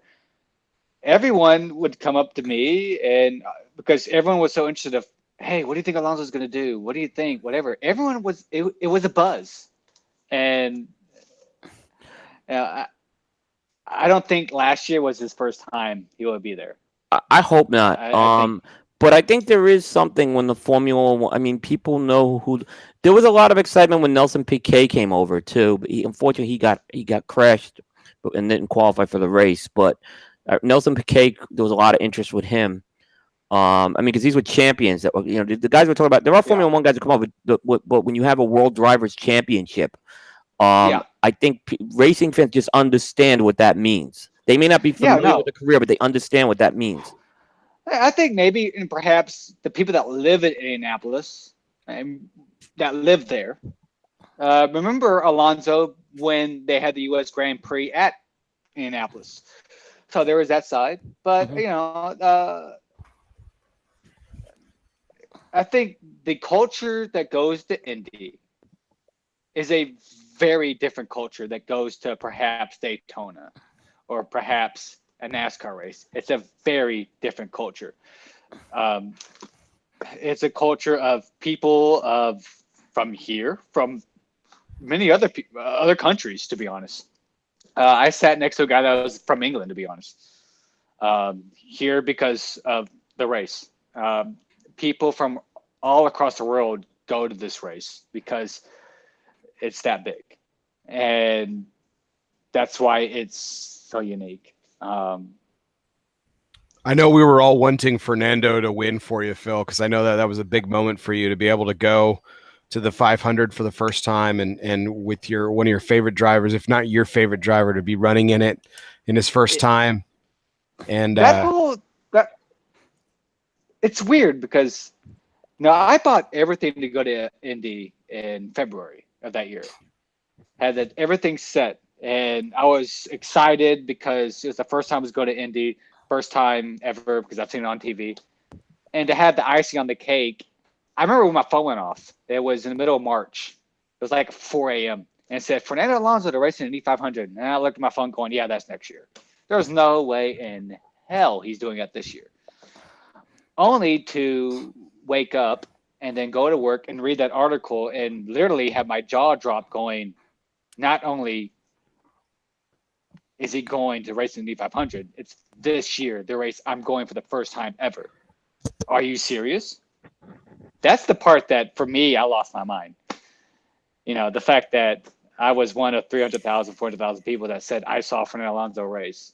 For me, it's hard to explain that for me. Because I've watched him on Formula One. I respect him. He's one of the most talented drivers on the grid, if not the most talented. If you put him on the same car that he has with Lewis Hamilton, he probably beats him, to be fair. He's that damn good. And I think that's very clear. You look at how Danica, I don't want to say struggled, but had to get reacquainted for a new car. Fernando Alonso got into a car that he'd never been in. William, are you familiar with the rookie orientation process? I'll be honest, I am not. The rookie orientation process is 3 segments of 15 laps. And every driver that's a rookie has to do this. You'd run 15 laps in consecutive between 105 to 110. Then you run 15 laps between 110 to 115. Then you run 15 laps between 115 and 120. So 45 laps. Fernando did this in roughly 50 laps. Period. Wow. And he did have some seat time, similar time. Marco Andretti did a shakedown run of the car to make sure it was proper because Marco knows that track more than anyone else within Andretti. So it's great wealth of information to say, hey, yeah, the car is set. But yeah, Fernando got in that car and he didn't put a wheel wrong, to be honest. And he didn't put a wheel wrong, to be honest, the whole entire time. It was amazing how quickly a guy that's been Formula One base, road course racing, whatever, circuits, come to an oval and literally have it down within the day. Or not in a day, but in an hour. That's the part that was so amazing for me of how talented he is, that this is something he's never been at, and he's got it. It's not many people have that. I think there's something to note there too, Phil. And Coop, I think you'll agree with this and I think that's where my admiration for these drivers come from, is the fact that some of them do come from Formula One or NASCAR or vice versa. They go back and forth and they have such success. I mean, the difference between open wheel racing and NASCAR, I mean, it's night and day. I mean, it's like, you driving, a pickup truck, on your daily basis. And then all of a sudden you're supposed to drive a smart car. I mean, it's that drastic of a difference, and race it, run it well, race it well, and compete with, 33 of your peers trying to all hit the finish line at the same time. And it's incredible to see, like someone, like you said, Fernando, pick it up in an hour. I mean, good God. I mean, that is without question, I think, one of the best stories of the last few years in terms of IndyCar racing. But even this year, I think that, again, you said it's very similar to the cars that she was running when she was an IndyCar. But for Danica to go from running NASCAR the last few years to jump into the new car. She could Here have stayed for with the Andrettis. I say that to this day. Yes. She would have been the first female winner of the Indy 500. She stayed with the Andrettis. I agree so heartily because I think that was a decision not done by her, to be honest. At the end of the I day. agree. I agree. They were I think bringing her along the right way. No. I think Danica went to NASCAR because GoDaddy and all. Oh yeah. Everyone said you can make so much money doing this, and hey, you know what? Hey, if it's there, go do it. But me and Bear talked about this during the Daytona 500 podcast about Danica and NASCAR. I mean, did she have a great career? No. Did she have a bad career? No, not at all. She had a average to good career. It's just hard to punch your weight right now in NASCAR when you don't have the experience. I mean, let's say she somehow wins this race. okay. Does she retire? Well, she's already retired no matter what. But that's that. You win the Indy. You win it. Did she just walk away from it? I just wonder that. Be a hell of a story. I mean, it will be. There will be. That question would be asked. And even if she gets a close second, I can see the questions being asked. If she had a close second, come back next year. I think that's going to be down to her. If she won this race, there's the perfect story is you win this race as your final race of your not only career. If it's your final race of your career and you win it, you're done. You're done. You just retire. There's not a better way to end your career than that. But it's tempting, Yeah, it is tempting. It is tempting. But then again, look at Nico Rosberg when he won the championship in Formula One. He won the championship, and 5 days later, he said, "You know what? I'm going to retire." Everyone said, "Yeah, he'd be tempted to jump back in." It's been 2 years. He's not. Yeah, but in this realm, yeah, he retired after that season when he won his last one. Yeah, but he walked away and never came back. I mean, I was surprised.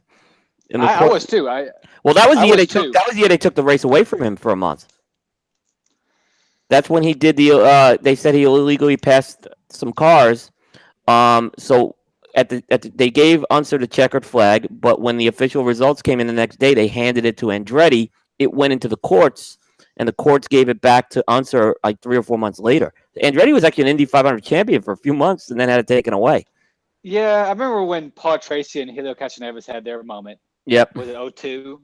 Yeah, I think it was 02. Who do you think won that race? I still think it's Helio. It's close. I think it was Helio. I really do think it was Helio. I really do. I think Paul Tracy, he's one of the best drivers to not win the Indianapolis 500. You look at he was one of the best who didn't do it. In recent, in modern, let's say maybe in the last 20 years. Certainly I'll say Michael Andretti was, but Michael Andretti, his window was shorter. Michael had bad luck. He had bad luck. I mean, he was up. The year you're second. I mean, Rick Mears was dominant that year as well. That was when Mears won his fourth. Yeah, I think when I look at guys who've had bad luck, Michael Andretti for sure. He had bad luck. Paul Tracy. He didn't have the best term of luck. Until 2013, Tony Kanaan had the worst luck you could ever buy. Ed Carpenter, he's not. It's early still with him. I know, but I don't say it's early. But Ed Carpenter, you got 3 poles now. There's been a lot of pressure on him to win this race this year. I don't think there's a lot of pressure for him to win this race, being where he's at. How old is he now? How old did Carpenter? I want to say he's close maybe close to 40. I want to say you're right with that, William. I do. I want to say you're right because he's been racing for quite some time. He was racing when Danica was racing. Oh no, he's younger. He's 30. He's 37. 37. Okay. Yeah. That sounds about right. But he's got the lineage to Tony George. Sort of lineage. He's got 10 years left in him, right? I mean, the way, again, we were talking about 8 drivers racing longer. I mean, he's got 10 years of prime racing left, doesn't he? At least. I think it depends. Ed Carpenter's a different scenario because he's an owner. So he's like I said, he's going to be around for the next 20 to 30 years, and a part of Indianapolis 500 because he's built the power now. Yeah, he's building a powered team right now. No, I don't think Ed has pressure to win this race. I think And what he's done with this team is really damn good because it's a small operation. I mean, the building is about the size of honestly the strip shop that Michaels is in. It's not that big, to be honest. It's a very small team. Who's the best Um, racer in this field who has not won an Indianapolis 500?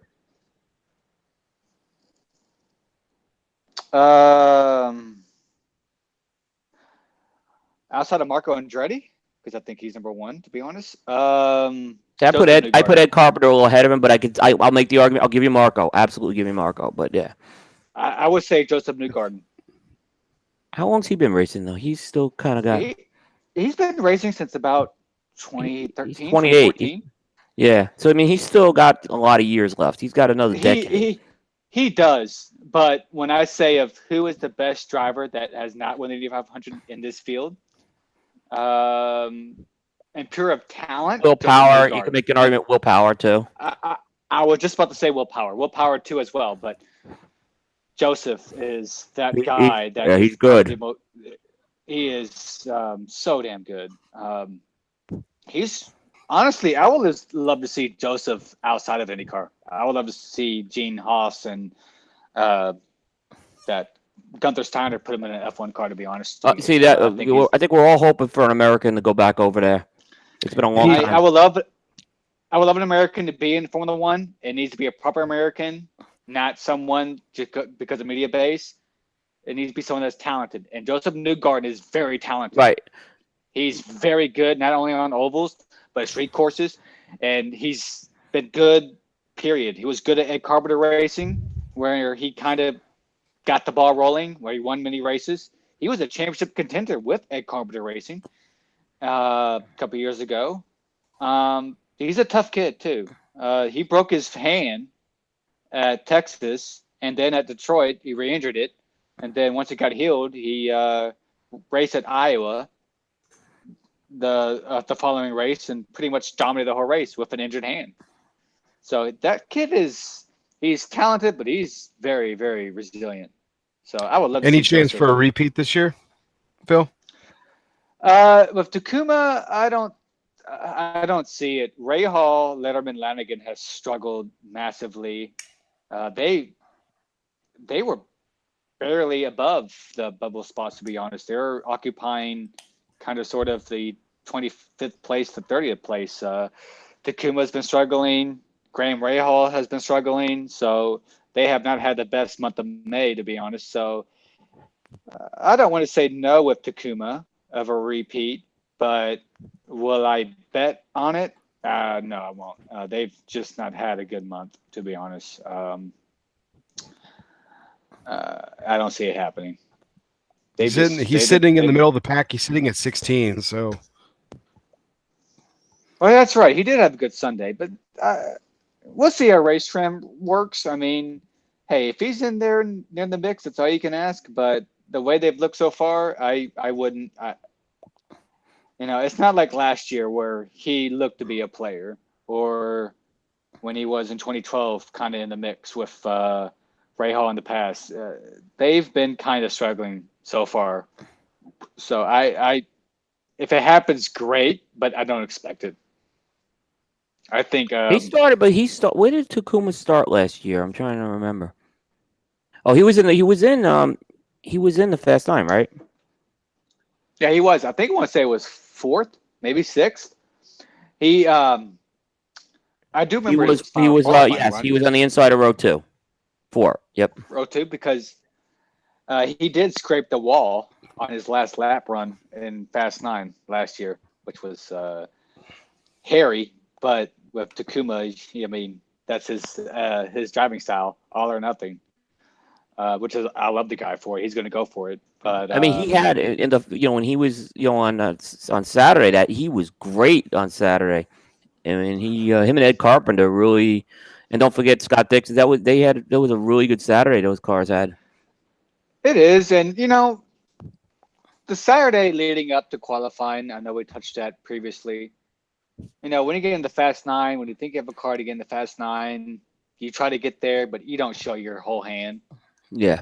And you look at Scott Dixon, you look at the next day on Sunday, the lap, what he produced last year to get pole, that was the quickest 4-lap average that the Speedway's seen in 20 years. Yeah, he was at 232. He cracked 232. And look at this year. Ed Carpenter hit 230. He was the only person to hit 230 the entire time. So that shootout was great last year. I mean, you had Dixon, Carpenter, Rossi. I mean, you couldn't ask for that. Was some drama? It was very, very tight between. You had Carpenter there with Carpenter, the Andretti guys of Rossi, Takuma, Fernando, Marco, Hillebrand, and ECR with Ed Carpenter. So and this year was just as tight too, because you had the Penske guys kind of doing different philosophies, different downforce a little bit, covering their own ends, and then Ed Carpenter basically saying, "I'm going to go for it with what I think is right," and he hit it on the head with his setup and basically blew away everyone. So Penske was strategic, which they should have been, but Ed Carpenter was just at another level.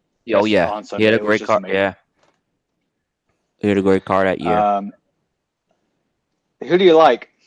Let's kind of go through. So I'll give you who I think. I'll give you kind of someone in the Fast 9, and then I'll kind of give you my dark horse in terms of who I think may come out of the Fast 9. Because time out. You can't say Alexander Rossi because he's obvious number one outside the Fast 9. I'm not going to say Alexander Rossi. Well, okay. Because that's the obvious number one choice. He starts 32nd. Yeah, no. He's not going to stay there. Yeah. I like Will Power on the outside this year. I think I see a great duel with him, and I think those front three are all going to be contending if the cars hold up mechanically. But I think it's going to, I like Will Power. He is my pick as far as that goes. Now, I like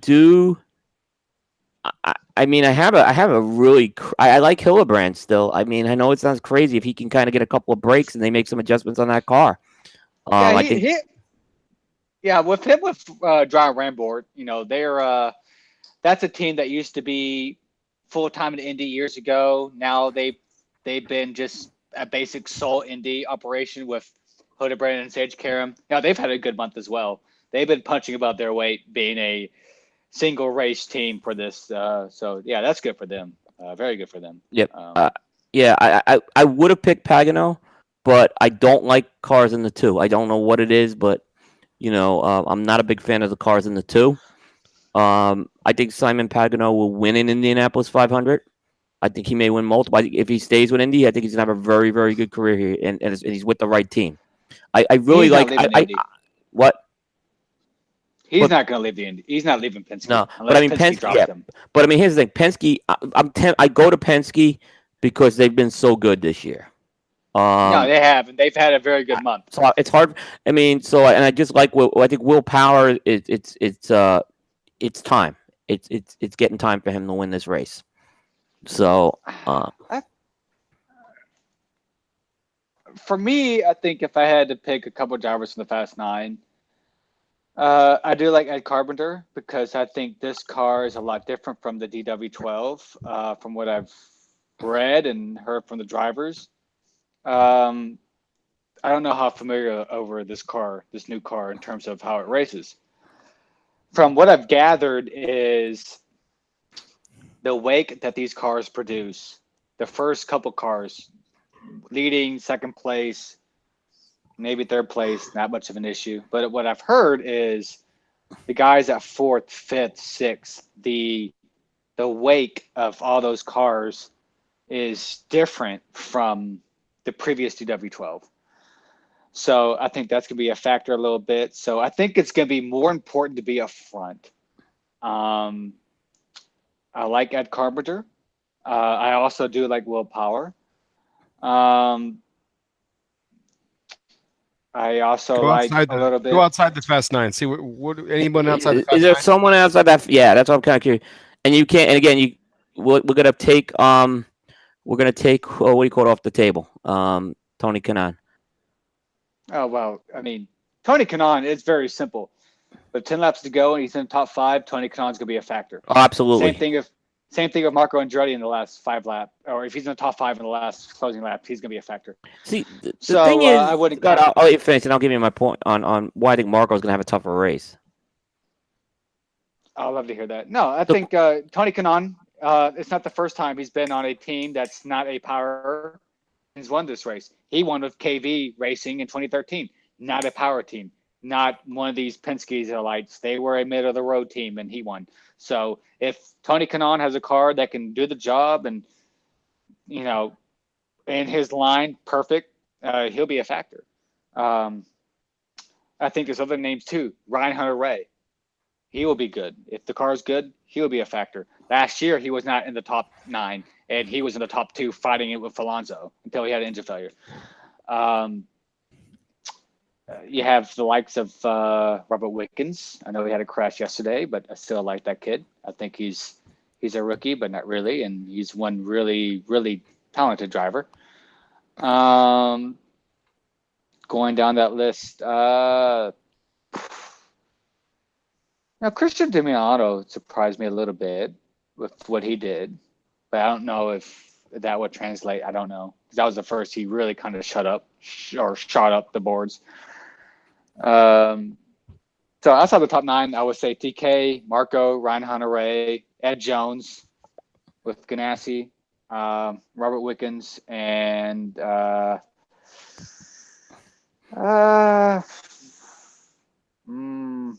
maybe Sage Karam because he's young and he's got a point to prove because he used to be at Ganassi. Yep. He's got a car, and so he wants to put his career at where it wants to be. You? I want to hear about why Marco is going to be tough. Well, here's why. I just think the quality that we see ahead of him this year is so good. I mean, the guys who are ahead of him, you got the Dixons, you got the Helios, Sebastian Bourdais, I would not rule out. Joseph Newgarden, Will Power, Ed Carpenter, Simon Pagano. There's a lot of guys. These are really good cars and really good drivers. I agree. And I want don't get me. I'm the Andretti guy. He's the guy in my heart I want to win this race. So I just think it's gonna be a tougher race for him this year. I think he could be top 5 for certainly, but I don't know if he can if he's gonna have enough strategically to overcome that this year. To me, I think it depends how the race unfolds. The cars are, we don't know how the car's mechanical. Obviously, things can happen. Yeah. Right. Yeah. I think some things have to happen for Marco to make a run. I think for Marco to win this race, he has to have a car within his liking. He has to have a bit of luck, like any other driver. Look at Indy as a 3-act race. Your first act, between the first 50 laps, keep your nose clean. Don't get in trouble. If you start up front, stay up front. If you start in the middle and you have a car to go up front, get to the front. If you start in the back, stay the heck away from chaos, but move up as quickly as you can. From Act 2, from 50 to lap 150, get yourself into position. Get your car set up, changes, air pressure, everything that you need to have your car optimized, do it, and move up through the field. Those last 50 laps, that's when everything comes down. That's when you're not giving an inch. That's when instead of drivers going down the front stretch and the guy, oh, you got to run on me. Just go ahead and go through. Lap 50 or 50 to go. Oh, you got to run on me? Well, I'm just going to go down the pit wall off turn 4 and you have to go on the outside. That's when things change. You have to get in position. And I think Marco can do it. It's going to be if he's got the car to do it and if he can stay up front and be up front and get up there. And he's had a fantastic month. Qualifying didn't go well for him, but if it runs well in race trim and if it has great balance and great tires, he'll be fine. I am not too concerned about Marco because he knows what he needs to do to get up front. It's just a question of can he get the job done. And I guess we'll let the jinx decide that. I don't believe in curses or jinx. Bear, what's your favorite team in baseball again? Yeah, the Red Sox, baby. Oh shit. There are no curses. There are no curses. So Not anymore. There's boy, not. but I've seen I see the Andretti's, and we'll get the Bears. I want to get the Bears, but I mean, I mentioned that the Danny Sullivan spinning in '85, and Mario was great in that race too. He finishes second. I mean, it's just. Do you remember the '82 race when Kevin Cogan slams into Mario Andretti and AJ Foyt on the before the start of the race? Well, here's the thing: you can win the Indy 500 by not having the fastest car. No, it's a strategic. It is a lot of strategy. Absolutely. Look at Rossi 2 years ago. Rossi won this race because he had a quick car. His first pit stop had a fuel somewhat issue. His second pit stop had a fuel Phillip issue massively. Saw him back in the back, and the team decided, "Hey, look, we're 25th right now. There's no way we can fight to get back to the top by just passing people. We're going to go through strategy here. We're going to make one more stop." And they had some luck intervene. Rossi had to save fuel, but he won that race by saving fuel. So strategies do play a role of, hey, you can have the best car at the end of the day, but if strategy and luck happens, never put yourself in never put yourself in a position where the yellow flag's going to decide the race. Do you remember I remember the race when Kenny Breck won in 99, 98? Yeah, he won the race. Yeah. He won the race. It was him between Robbie Gordon, in the closing stages, and Robbie Gordon had to pit on the final lap because he couldn't make the fuel. And Kenny Breck had enough fuel to win that race. Indy is, having the best car, having the fastest car is great, but does that translate to a win at the end of the day? No, it doesn't. That's why it doesn't always pan out that way. Takuma Sato probably wasn't a favorite last year of guys that thought, oh yeah, Takuma's going to win that race. Yeah, probably not. No, I don't think anyone was picking Takuma last year. No one year prior was picking Alexander Rossi. Nope. The year prior with Juan Montoya, I probably was because I know Juan Montoya and how fearless he is. Maybe a little bit, but it's nature of Indy. You never know what this race can bring, and you never know what's going to happen until it happens. So, and frankly, because I've been there, weather's always going to be an issue. Sometimes it is, and there's always thunderstorms this time of the year. It's thunderstorm season. Yep. Yeah, no, last year was supposed to be the Indy 300 instead of the Indy 500, and we got the Indy 500 instead. So that was great. That was great, yeah. Bear, how about you? What are your picks? I'm sorry. Yeah, well, I think, I mean, there are a couple of really good drivers. I mean, there are a lot of great drivers in this year. You mentioned the power of the Fast Nine. There's a lot of great drivers, especially in front of Andretti. So, like you said, I think Andretti has a long road. I brought him up earlier just because I thought, at the position that he was in at 12, I think that, he's certainly a force to be reckoned with in racing. I think there's an opportunity. I think Phil brought up a good point. If he's in the top 5 within the last few laps, he's going to be a contender. I would love to see Ed Carpenter Racing pull one out, whether that's Ed Carpenter or somebody else. I would love to see Danica kind of go literally right off into the sunset. Even if she does have to answer questions about, is she going to be back and that kind of thing. I think that would be a great story for her to finish out her career. Like Phil was saying, has she had a great racing career? No. Has she had a terrible racing career? No. It's just been a racing career. And for her story to get complete by winning the Indy 500, I think that'd be fantastic. But if I'm being realistic, I think we talked about him earlier. I think Joseph Newgarden is one of those guys that you really need to watch out for. He's in the top 5 right now. Like Phil was saying, tough kid, right there in his prime. He's been running for just a few years now. He's still got a lot of years ahead of him. But I think, like your opinion of Will Power, Coop, I think that this is a year prime for someone like Newgarden to take Very the true. checkered flag. So I in the Fast Nine, I got Joseph Newgarden taking it. Again, I would love to see Danica. I'm going to be rooting for Danica because I would love to see her win, and she is dating my Me too. favorite quarterback. See, I'm a Pippa Man guy, so I was a little disappointed. So Yeah, um, I love Pippa Man because she well, we'll get to Pippa Man why I love her later on. okay, yeah, we'll go ahead, Bear. Yeah. well, she is dating my favorite quarterback, so I think I have a vested interest. I feel in bad her for him, success. but okay. Are you But discount double sure about that? I am discount double sure about wanting her to win, being my sentimental favorite. So I want her to win, but I think if again being realistic, I think Is Joseph Aaron Newgarden. Rodgers going to be counting laps for her? Is he I going to don't be in the know. pit Well, counting laps? I can tell you this much: he's not going to be the jinx that Jessica Simpson was on Tony Romo for the Cowboys. So he's Oh, because he's actually dang. Aaron Rodgers is actually a winner. So with her with him in her corner, I don't think he can go wrong. But so Maybe. Wow. Yeah.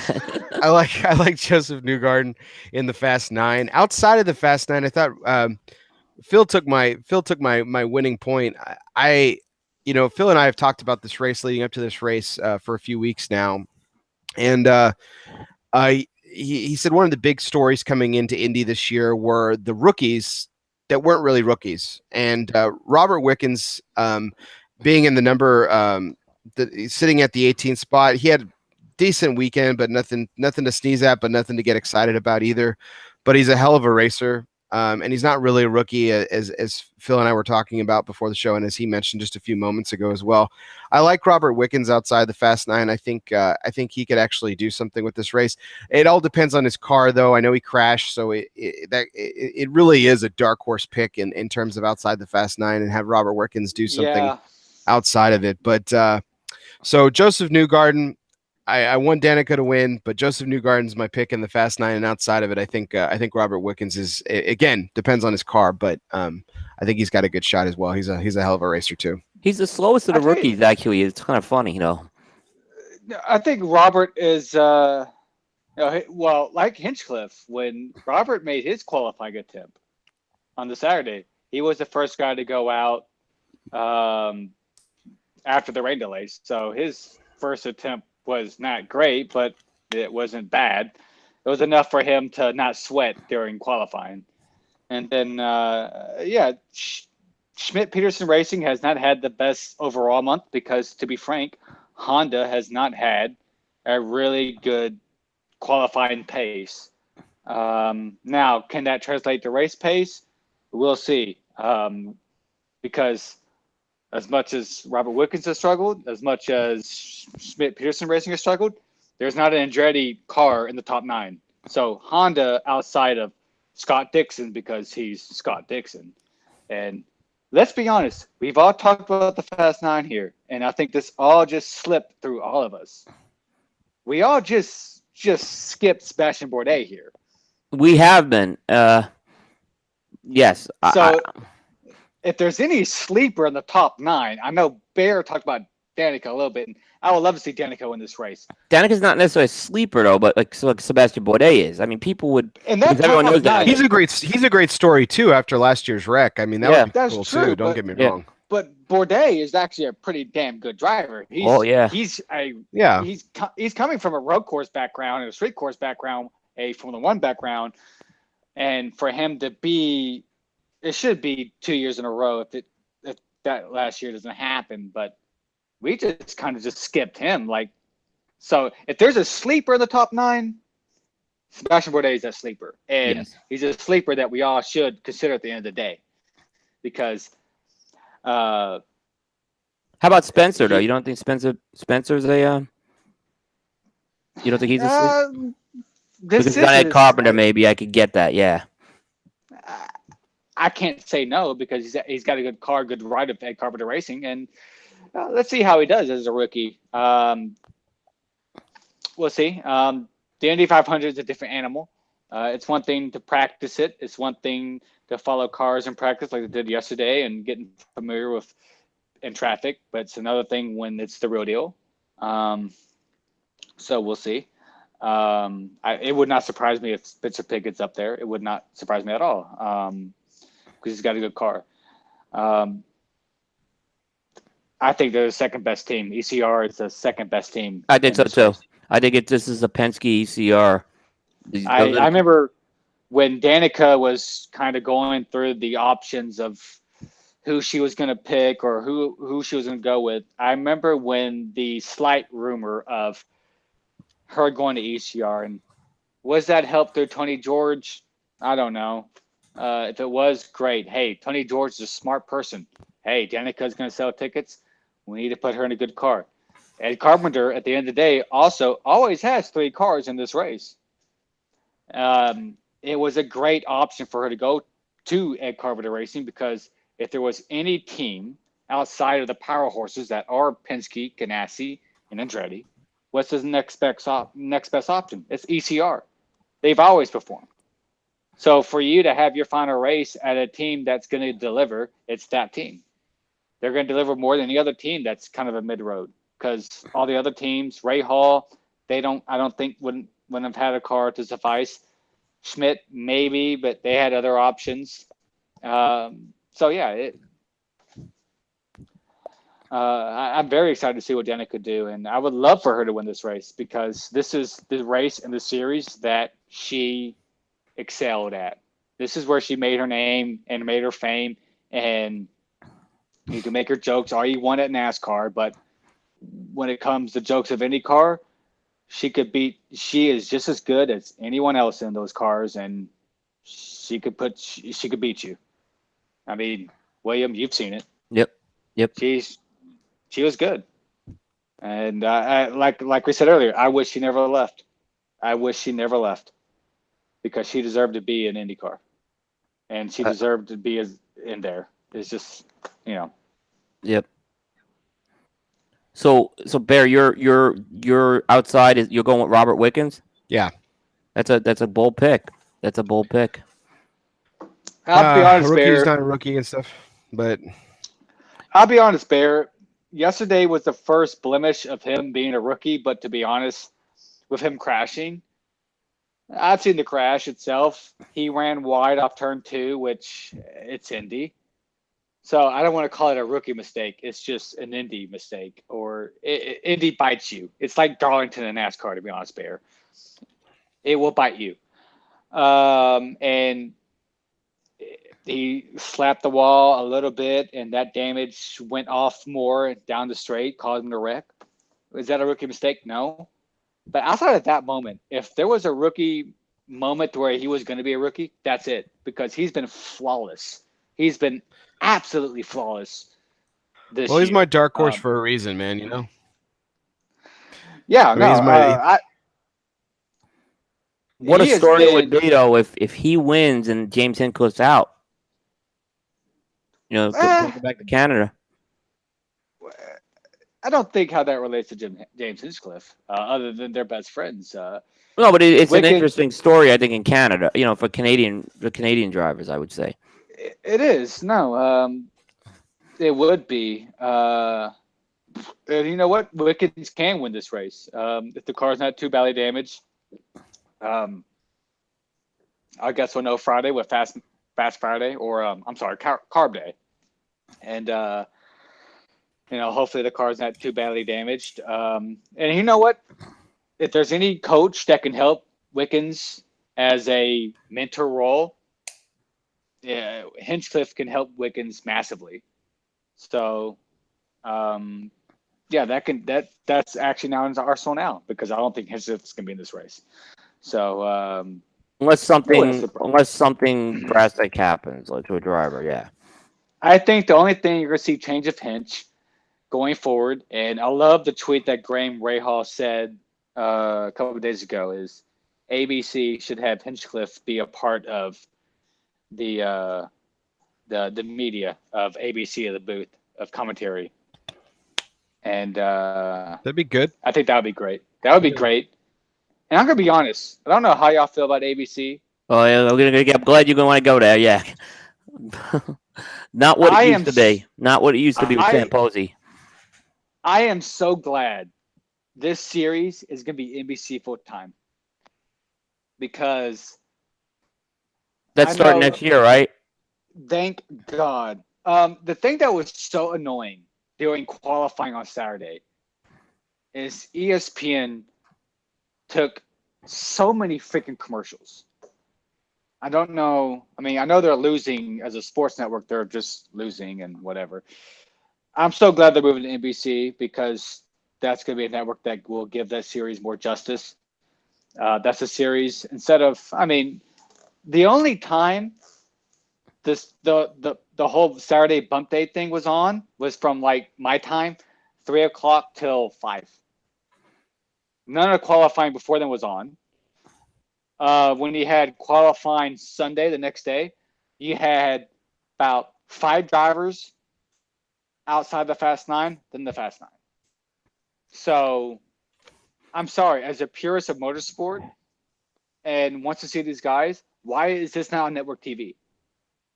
So the fact that ESPN they want to put this on their stream site, whatever. Yeah, no. So, But look, that's yeah, just ESPN. so I can now talk freely, okay? Because I was affiliated with ESPN for a while with the cigar show. Oh, Yeah, so I had to watch my comments on ESPN. NBC Sports is a superior product right now. Okay, the sports network. Technology wise, what you get, you can, especially with their streaming of stuff. yeah. They are miles ahead of ESPN. ESPN is, Oh, I agree. yeah, and this is going to be great for IndyCar racing when this race moves there next year. Well, NBC has pageantry down to a science, man. They handle the Olympics.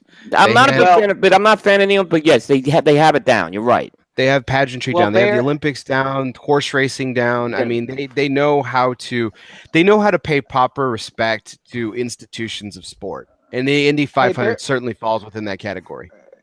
Hey, Bear. I have a question. Because for the first time in Formula One, they're on ESPN, and my mecca of Formula One is always the first practice at Australia. It's like at 9 o'clock our time.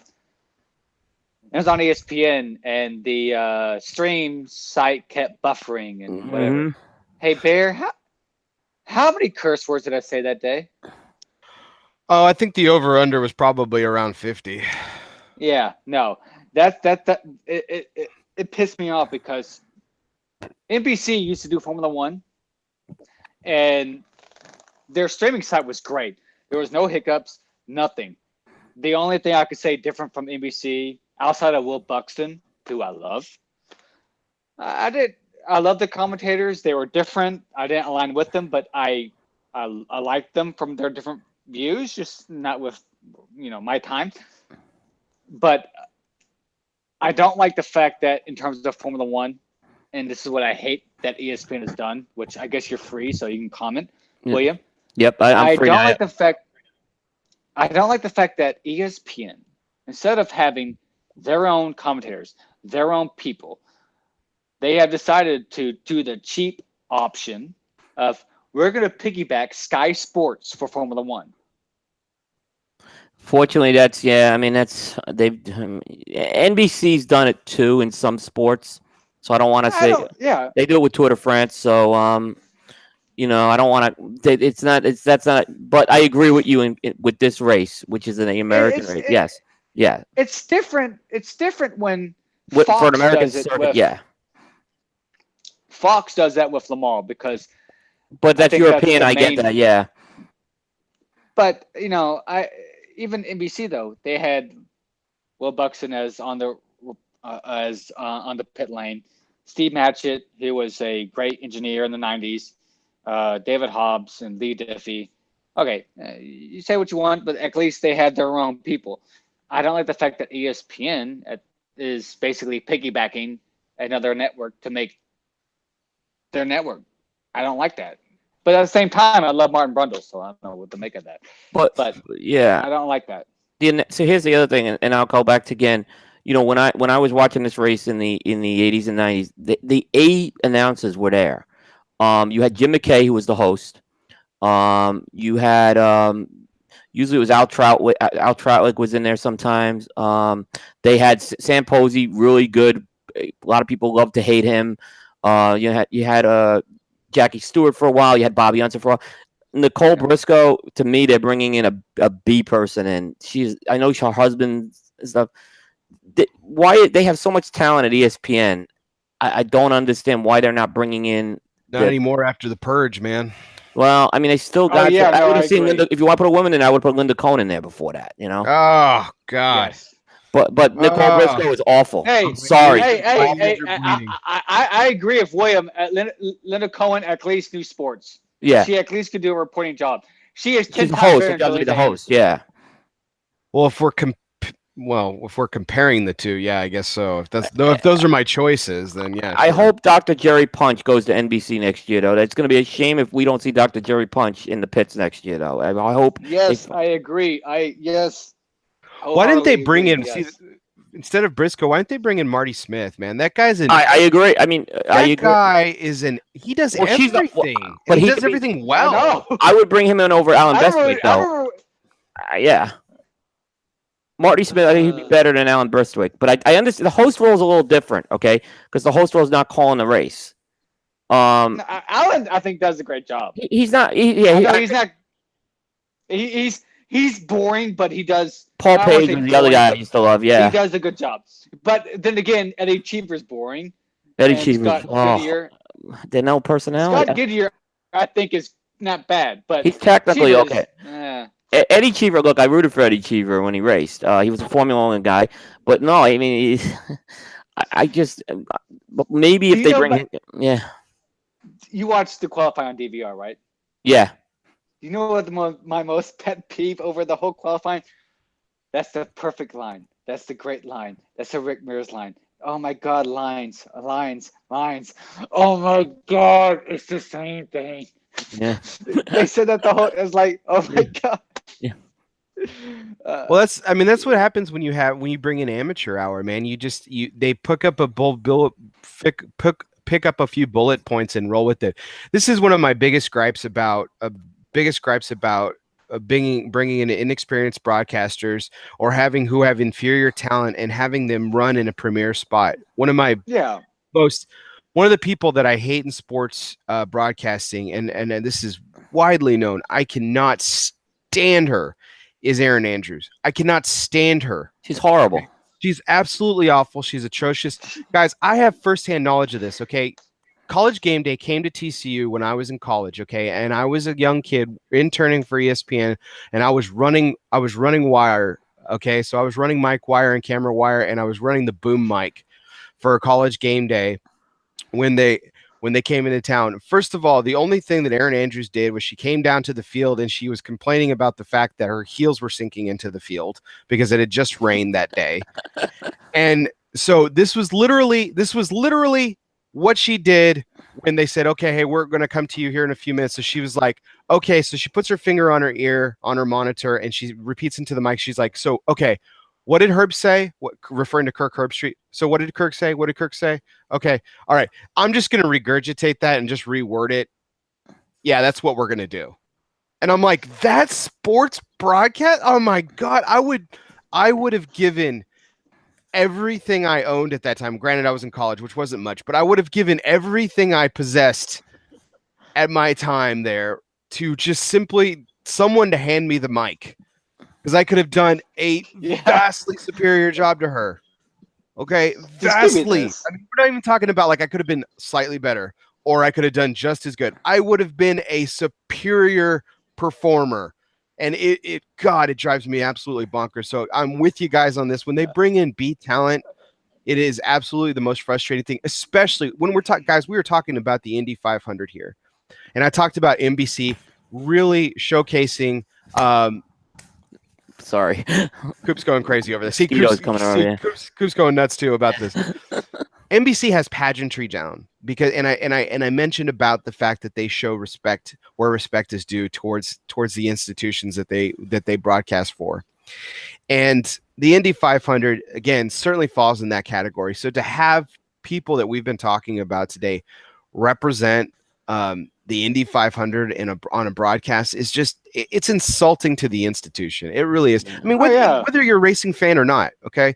And Indy 500, you can argue or not whether or not it's as popular as its NASCAR counterpart, or it's as popular as the American institution of football.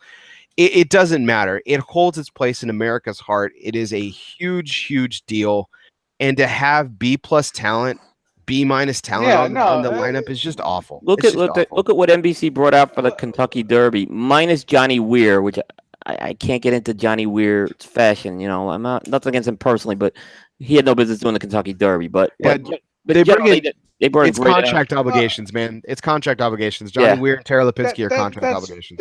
That's true. But hey, William, let me ask you a question. Have you watched any of the IndyCar races this year? Yeah.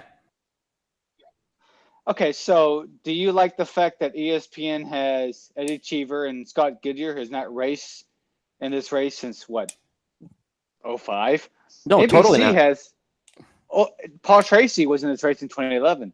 Townsend Bell was in this race, 2 years ago? They have guys that know what the frick they're talking about recent times. No, and I agree, and no, I'm on board with that. Like I said, I'm not big fans of Scott Goodyear and Eddie Cheever. They're not even. Well, Eddie Cheever does have a win, so let's. But Scott Goodyear is a good driver. He was a good driver. Bad luck, but he was a good driver. Yeah, he had bad luck that one year. I mean, he came close that year. He can't. Yeah, 2 years. That's true. But you also have to have talent too. Like that's the thing. Like it's one thing. Doesn't necessarily. You don't translate to like Joe Montana when he went into the broadcast booth was awful. Yeah, pedigree doesn't necessarily equal talent. Like that's kind of been my biggest gripe too with the bringing in of people like the second game. So Monday Night Football does 2 games for opening weekend. So there's always 2 Monday night games. So the broadcast team that did the second game this year, guys. Oh, the Rex Ryan game. Rex Ryan was the most talented guy. But that was okay. That's the thing. All right, but that was a politically. Was he talking about football or was he talking about feet? It really doesn't matter. He was still better than the other 2 freaking chokers. The guy on the sideline was like, literally said, they're going to play football tonight. Like, are you kidding? Yeah. Like, oh God, it was just awful. What I want to see next year, I want to see Costas as the host, right? I want to see Costas in the host role. I want to see Tirico doing the race. Yeah. And then I want to see some real good. Well, I want Dr. Jerry Punch, of course, and I want to see the 2 color guys, like you just said. I want guys who. Oh boy! If I had to think,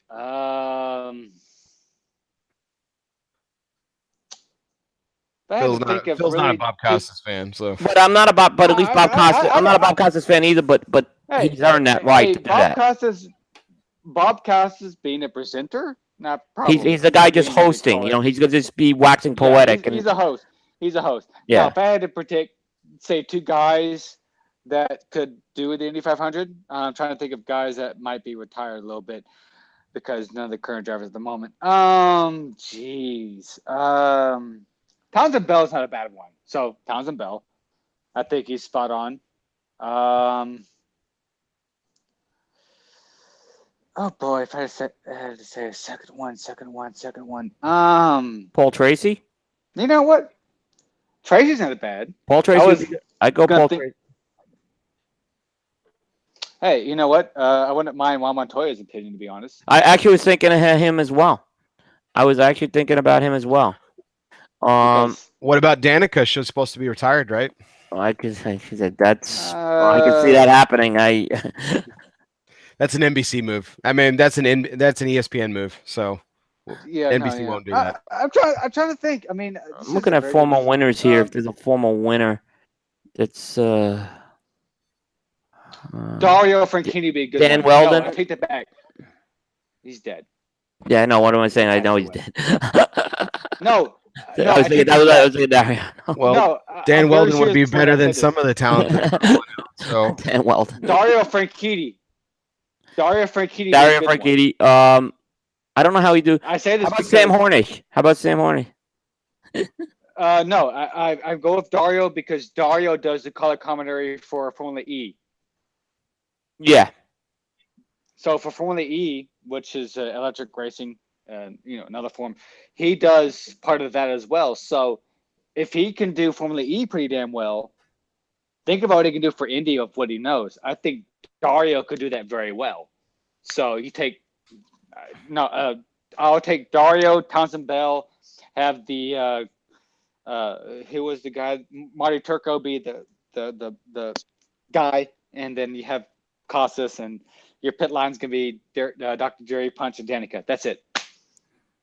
I think Dario could do it because Dario's actually doing that personally right now. So why not? Phil's got his team set. He's ready to go. Yeah.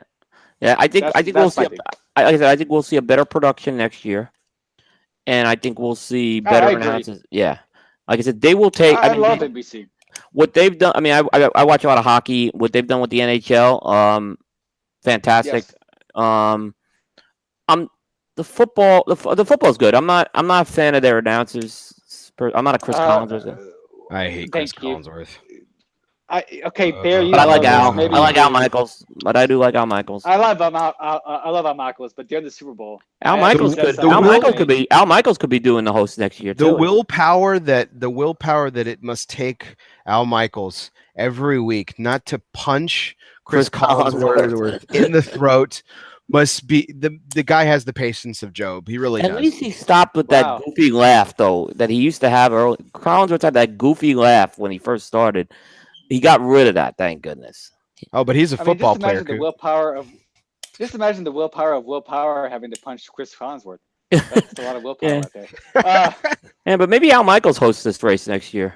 Oh God. But no, actually, I don't mind that as well. Exactly. The thing I said, the Super Bowl last year, Chris Collinsworth first had this RPO thing, which is annoying as hell. Then he said during the Super Bowl, and this is my biggest moment I think I ever said during the cigar shop, during the Super Bowl. I don't think I ever told you this, Bear. The Eagles scored so quickly that Chris Collinsworth said, "This is like LeBron James or whatever in a fast break in the NBA." And everyone laughed. And then I said out loud, "Are you bleeping serious?" Like, I can't stand Chris Collinsworth. I can't stand him. I can't stand Joe Buck. Well, I can't either. We won't have to worry about Joe Buck though doing. Yeah. Look, if you're a Rangers fan, you hate Joe. By the way, they could pull. NBC may pull some guys from other sports here.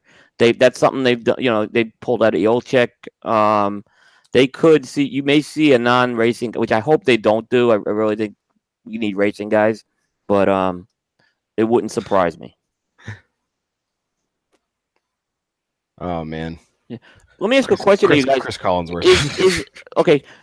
Is the Indy 500 a race that is in the cigar shop? Some people go to the cigar shop to watch this race. I do. I think at the cigar shop itself, I don't know. We have it's a struggle here in Charlotte because of golf. I don't make it a struggle. I don't make it a struggle because we have the Colonial here. But long story short, the race starts here at 11:30. I get there at 11, and if you want to watch the Colonial, go somewhere else. I don't care. I mean, I'm fighting with that every freaking year with the Colonial. I mean, and now we have the Charlotte race, okay, which is and I've been to the Charlotte race several times. So I mean that people are into that race because it's a local race. Yeah. So that's a big thing in this town. So what happens is most people don't watch at the cigar shop because most of the cigar shops close early on Sunday. Yeah, same with Bear shop. Yeah, our shop. Yeah. So, but if it's open late, sometimes they'll stay open late and you can get that in there. It just depends if they're willing to keep it open with a crowd. It's unique. We have somewhat of a golf crowd. Some are acceptive, some are not. We have a pretty huge golf contingent, especially earlier on in the day. But the primetime crowd is your more mainstream sport guys. Your basketball fans. We have a huge basketball contingent. A lot of Dallas Mav fans. Football season is king. At the shop. People follow baseball and stuff.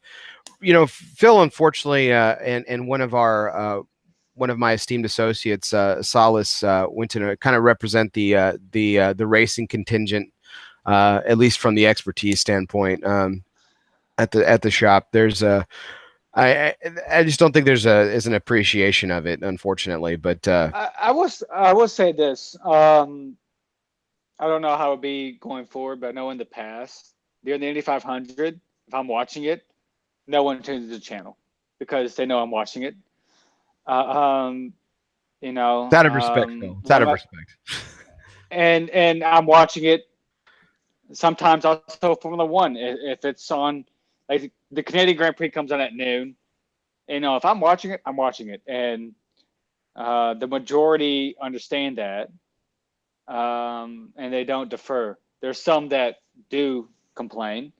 I like the quote a couple months ago saying that I'd rather watch paint dry than my sport. You know what? My thing is, if you don't like the sport, that's fine.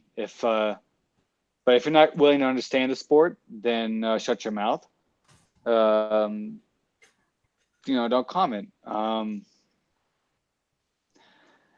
So, you know, for this Sunday, it won't be an issue because I won't let it be an issue, to be honest. It's when I watch. It's my holy grail. And in the past, it's never been one. In terms of other races and events, you know, I think it's a courteous thing. If I can watch it by myself, and you know, if I'm watching it by myself and it's just me in a certain group, like a 5 walk in, like, hey, want to watch this? Be like, yeah, you know what? I can watch this on my end. That's fine. What my pet peeve, honestly, is a group that comes in and kind of is a jerk about it, kind of being shitty about it. That's my pet peeve because it's just common courtesy. If someone's watching something, instead of you demanding what you want, you should ask, hey, is anyone watching this? And that's my biggest pet peeve. And it's not just in racing, it's just in general. And to be honest, and not to throw any stones, of any group of sport that is the worst about that is the golf contingent, to be honest. Because, No, I agree. There's no question about it. You know, yeah, golf is on every weekend. I get it. But I swear that contingent is. It's probably. I'm not gonna name any names, just like Jared's not gonna name any names. I'll name names. But Ralph and Thomas. No. My shop. This is my shop. I'm not gonna throw any stones out They're there. the guys at my shop. I'm throwing the stones. It is adorable how they get bent out of shape about, you know, golf is not on, or it wasn't too long ago. We had during the basketball tournament, one guy walked in. It was me, another guy, and another guy named Kyle walked in. And he's from Texas A&M. He went to college from Texas A&M. And he was excited to see A&M versus, I want to say, North Carolina in the tournament. And like, all right.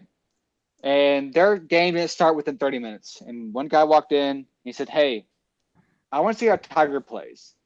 And I told him, said, all right, well, here's the deal. Kyle is from A&M. He's here for the A&M game against North Carolina. I want to say it was North Carolina. We'll put on the Tiger for golf, but once that game starts, we need to switch it over. And he was cool. And then, certain said person that me and Bear won't say, walks in and see golf is on. And he's so excited. Then Tiger messes up, falls off. And so we go change the channel. And he gets frustrated. Why are you changing the channel? Well, we had an agreement. Agreement of what? Well, we agreed that we were going to have it on this until the Texas A&M North Carolina game. And I love the irony of that whole way that ended is, you know, that guy was taking shots at Texas A&M for whatever in early stages of the game. And he had to eat crow because A&M won that game. So karma. Never mess with karma, man. We have a very democratic process at Michael's, man. It's you know, kind of a majority rules type of thing.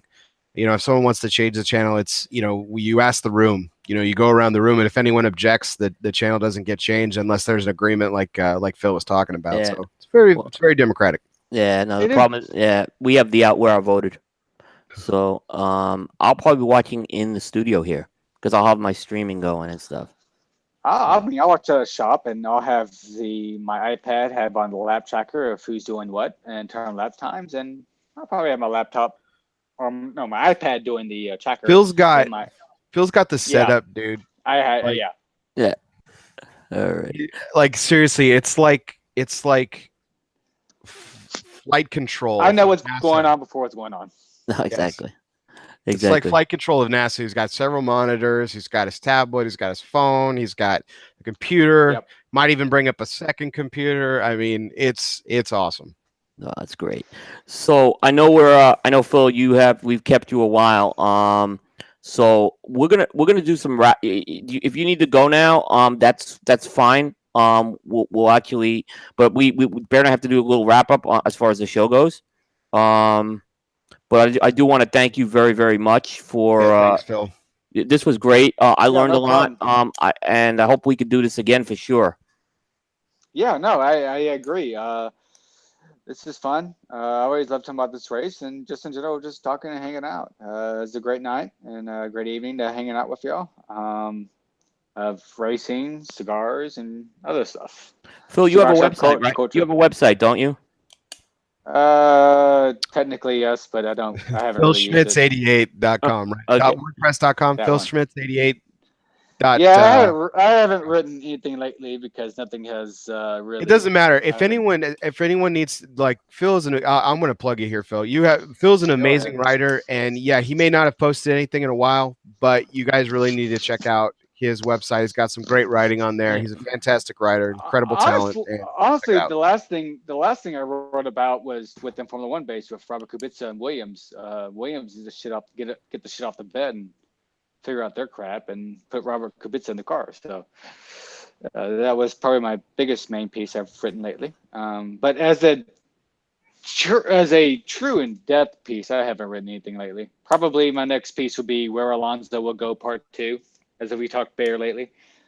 Because I like we touched on earlier, I think Fernando Alonso won't only be in this race next year. I think there's a good chance he'll be in IndyCar full-time next year. Wow. There's already a rumor of McLaren and Andretti having a perhaps link of a partnership, and I think the first line to have that partnership will be Fernando Alonso. To be honest, We'll have to keep an eye on that. Yes. Yeah, for sure. Yep.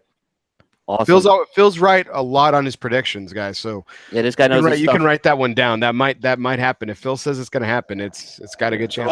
Alonso's a tricky character, and yeah, he's kind of hinted a little bit of few things here and there, so we'll see. But it would not surprise me one bit because I don't think his only road in Formula One for success is McLaren, and McLaren's not doing well. So instead of fighting for 6, just say deuces. Why not?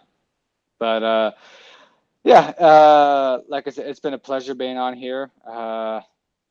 Thank you, Phil. Thank you very much. Yeah, no we problem. do really appreciate it. This was absolutely fantastic. Yep. Phil, you have a great night. I'll see you tomorrow, of course. That's Phillip Schmitz. Thank you very much, my friend.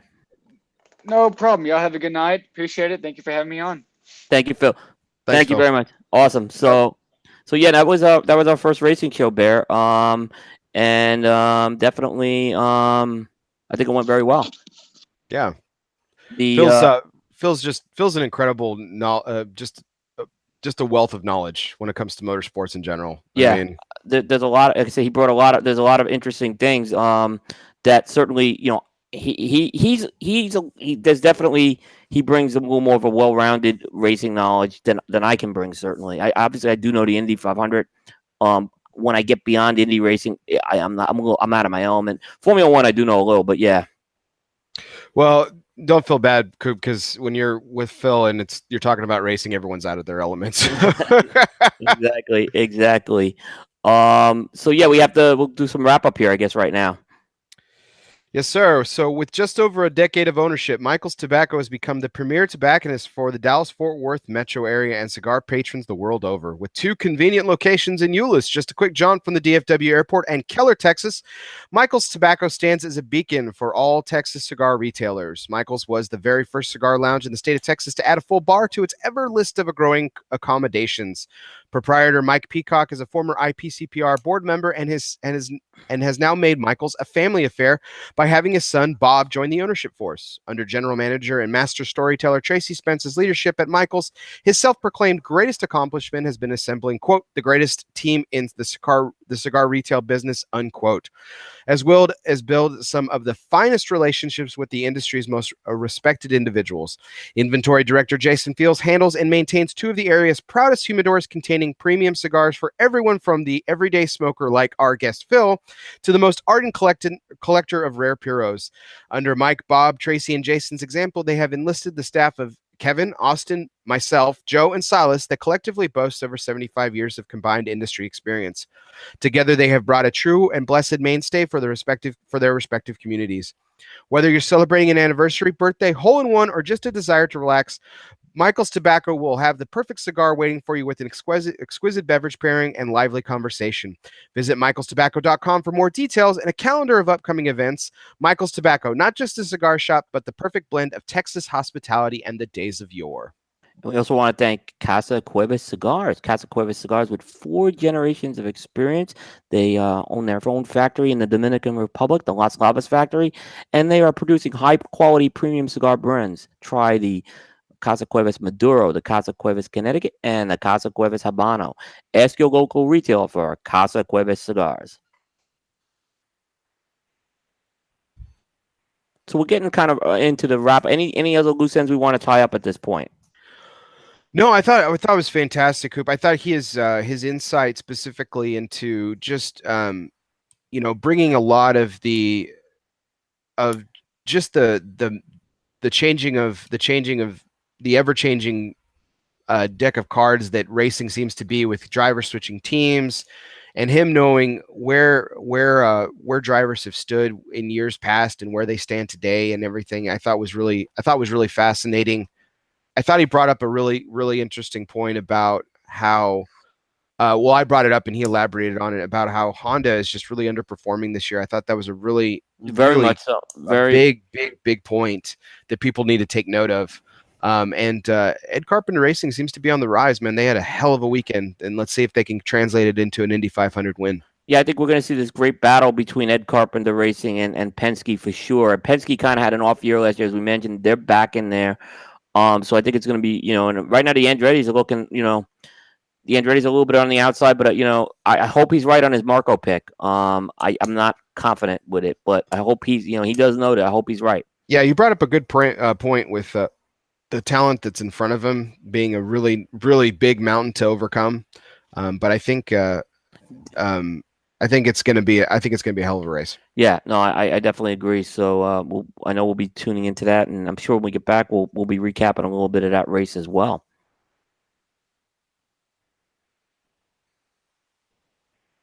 I just brain farted.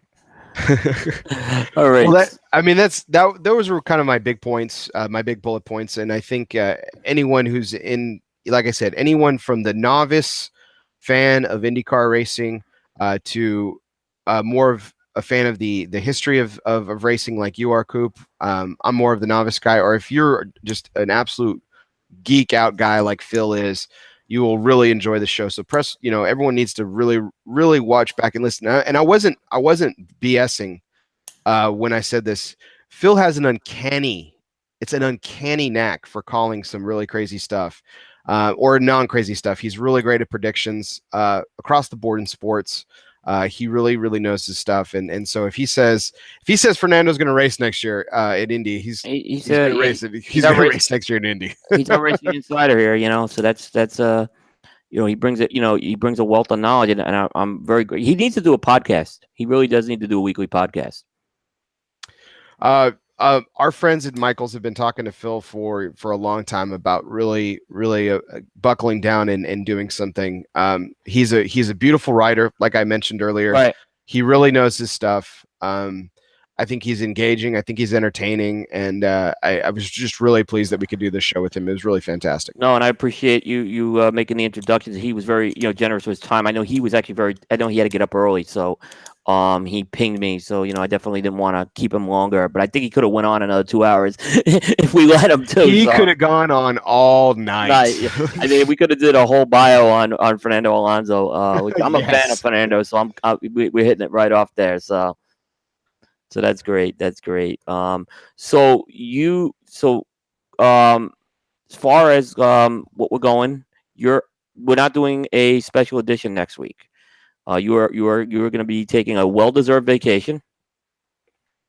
Yeah, it's I'm really excited about this trip with my family. We're going to take in a game at Safeco Park in Seattle. My family and I are trying to attempt to, in our lifetime, to visit all the ballparks. And so we're kind of hitting some strategic spots in the beginning, and then after that, I think we're going to go pretty random for the most part. With my in-laws living up in Vancouver, it made sense to travel to Seattle and take in a game there, and so we're really excited about that. And like I said, I hope to see James Paxton or Felix Hernandez pitch for the opposition. They're going against the Rangers, so my wife will be happy. She'll get to root for her own team. But I made a pledge that unless the opposition is the Boston Red Sox, or when we do visit Yankee Stadium, I will be rooting for the home team. So I will be rooting for Seattle to win that game. And unless the team is facing the Red Sox when we go and visit other ballparks, or when we're in Yankee Stadium, I will not be rooting for the Yankees. You could not pay me enough. So I'll tell. No, I can understand that. No, that's fair. That's fair. I'll say this: the Red Sox are one of the biggest drawers in Philadelphia when they come. I think they outdraw the Yankees. They're a huge draw everywhere, man. They travel really well. When they come here to Texas, man, it's the stadium's always half Red Sox fans. Yeah. We're usually wherever we're sitting, doesn't matter. I've taken in games at all parts, and I've at the stadium. I've sat in the bleachers. I've sat in the grandstand. I've sat in some really nice box seats, courtesy of my good friend Eric Gustafson, who's a fan of the show, and he was a guest on my on LO Sufumar Takes. His father's business has some great box seats, and we've taken there, and we're still surrounded by Red Sox fans. It's great. Have you been to Seattle? I have not. Okay, so it's a great city. It's a big city, I'll tell you that. So definitely take it in. Be sure you go to Ebbets Field Flannels. Oh, dude. Yeah, absolutely. Must stop. It's right there. It's right next to the stadium, pretty much. Yeah, it's right there. So you definitely want to take it in as well.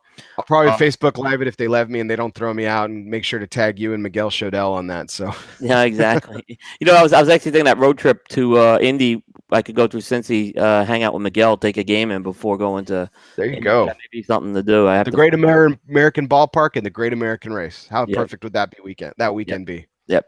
So no, yeah, exactly. So we won't be doing a primetime special. We will have the new special edition schedule. You and I will probably have to. I have a couple of ideas beforehand, so we'll just nail some dates down. And then we're not doing primetime on Thursday.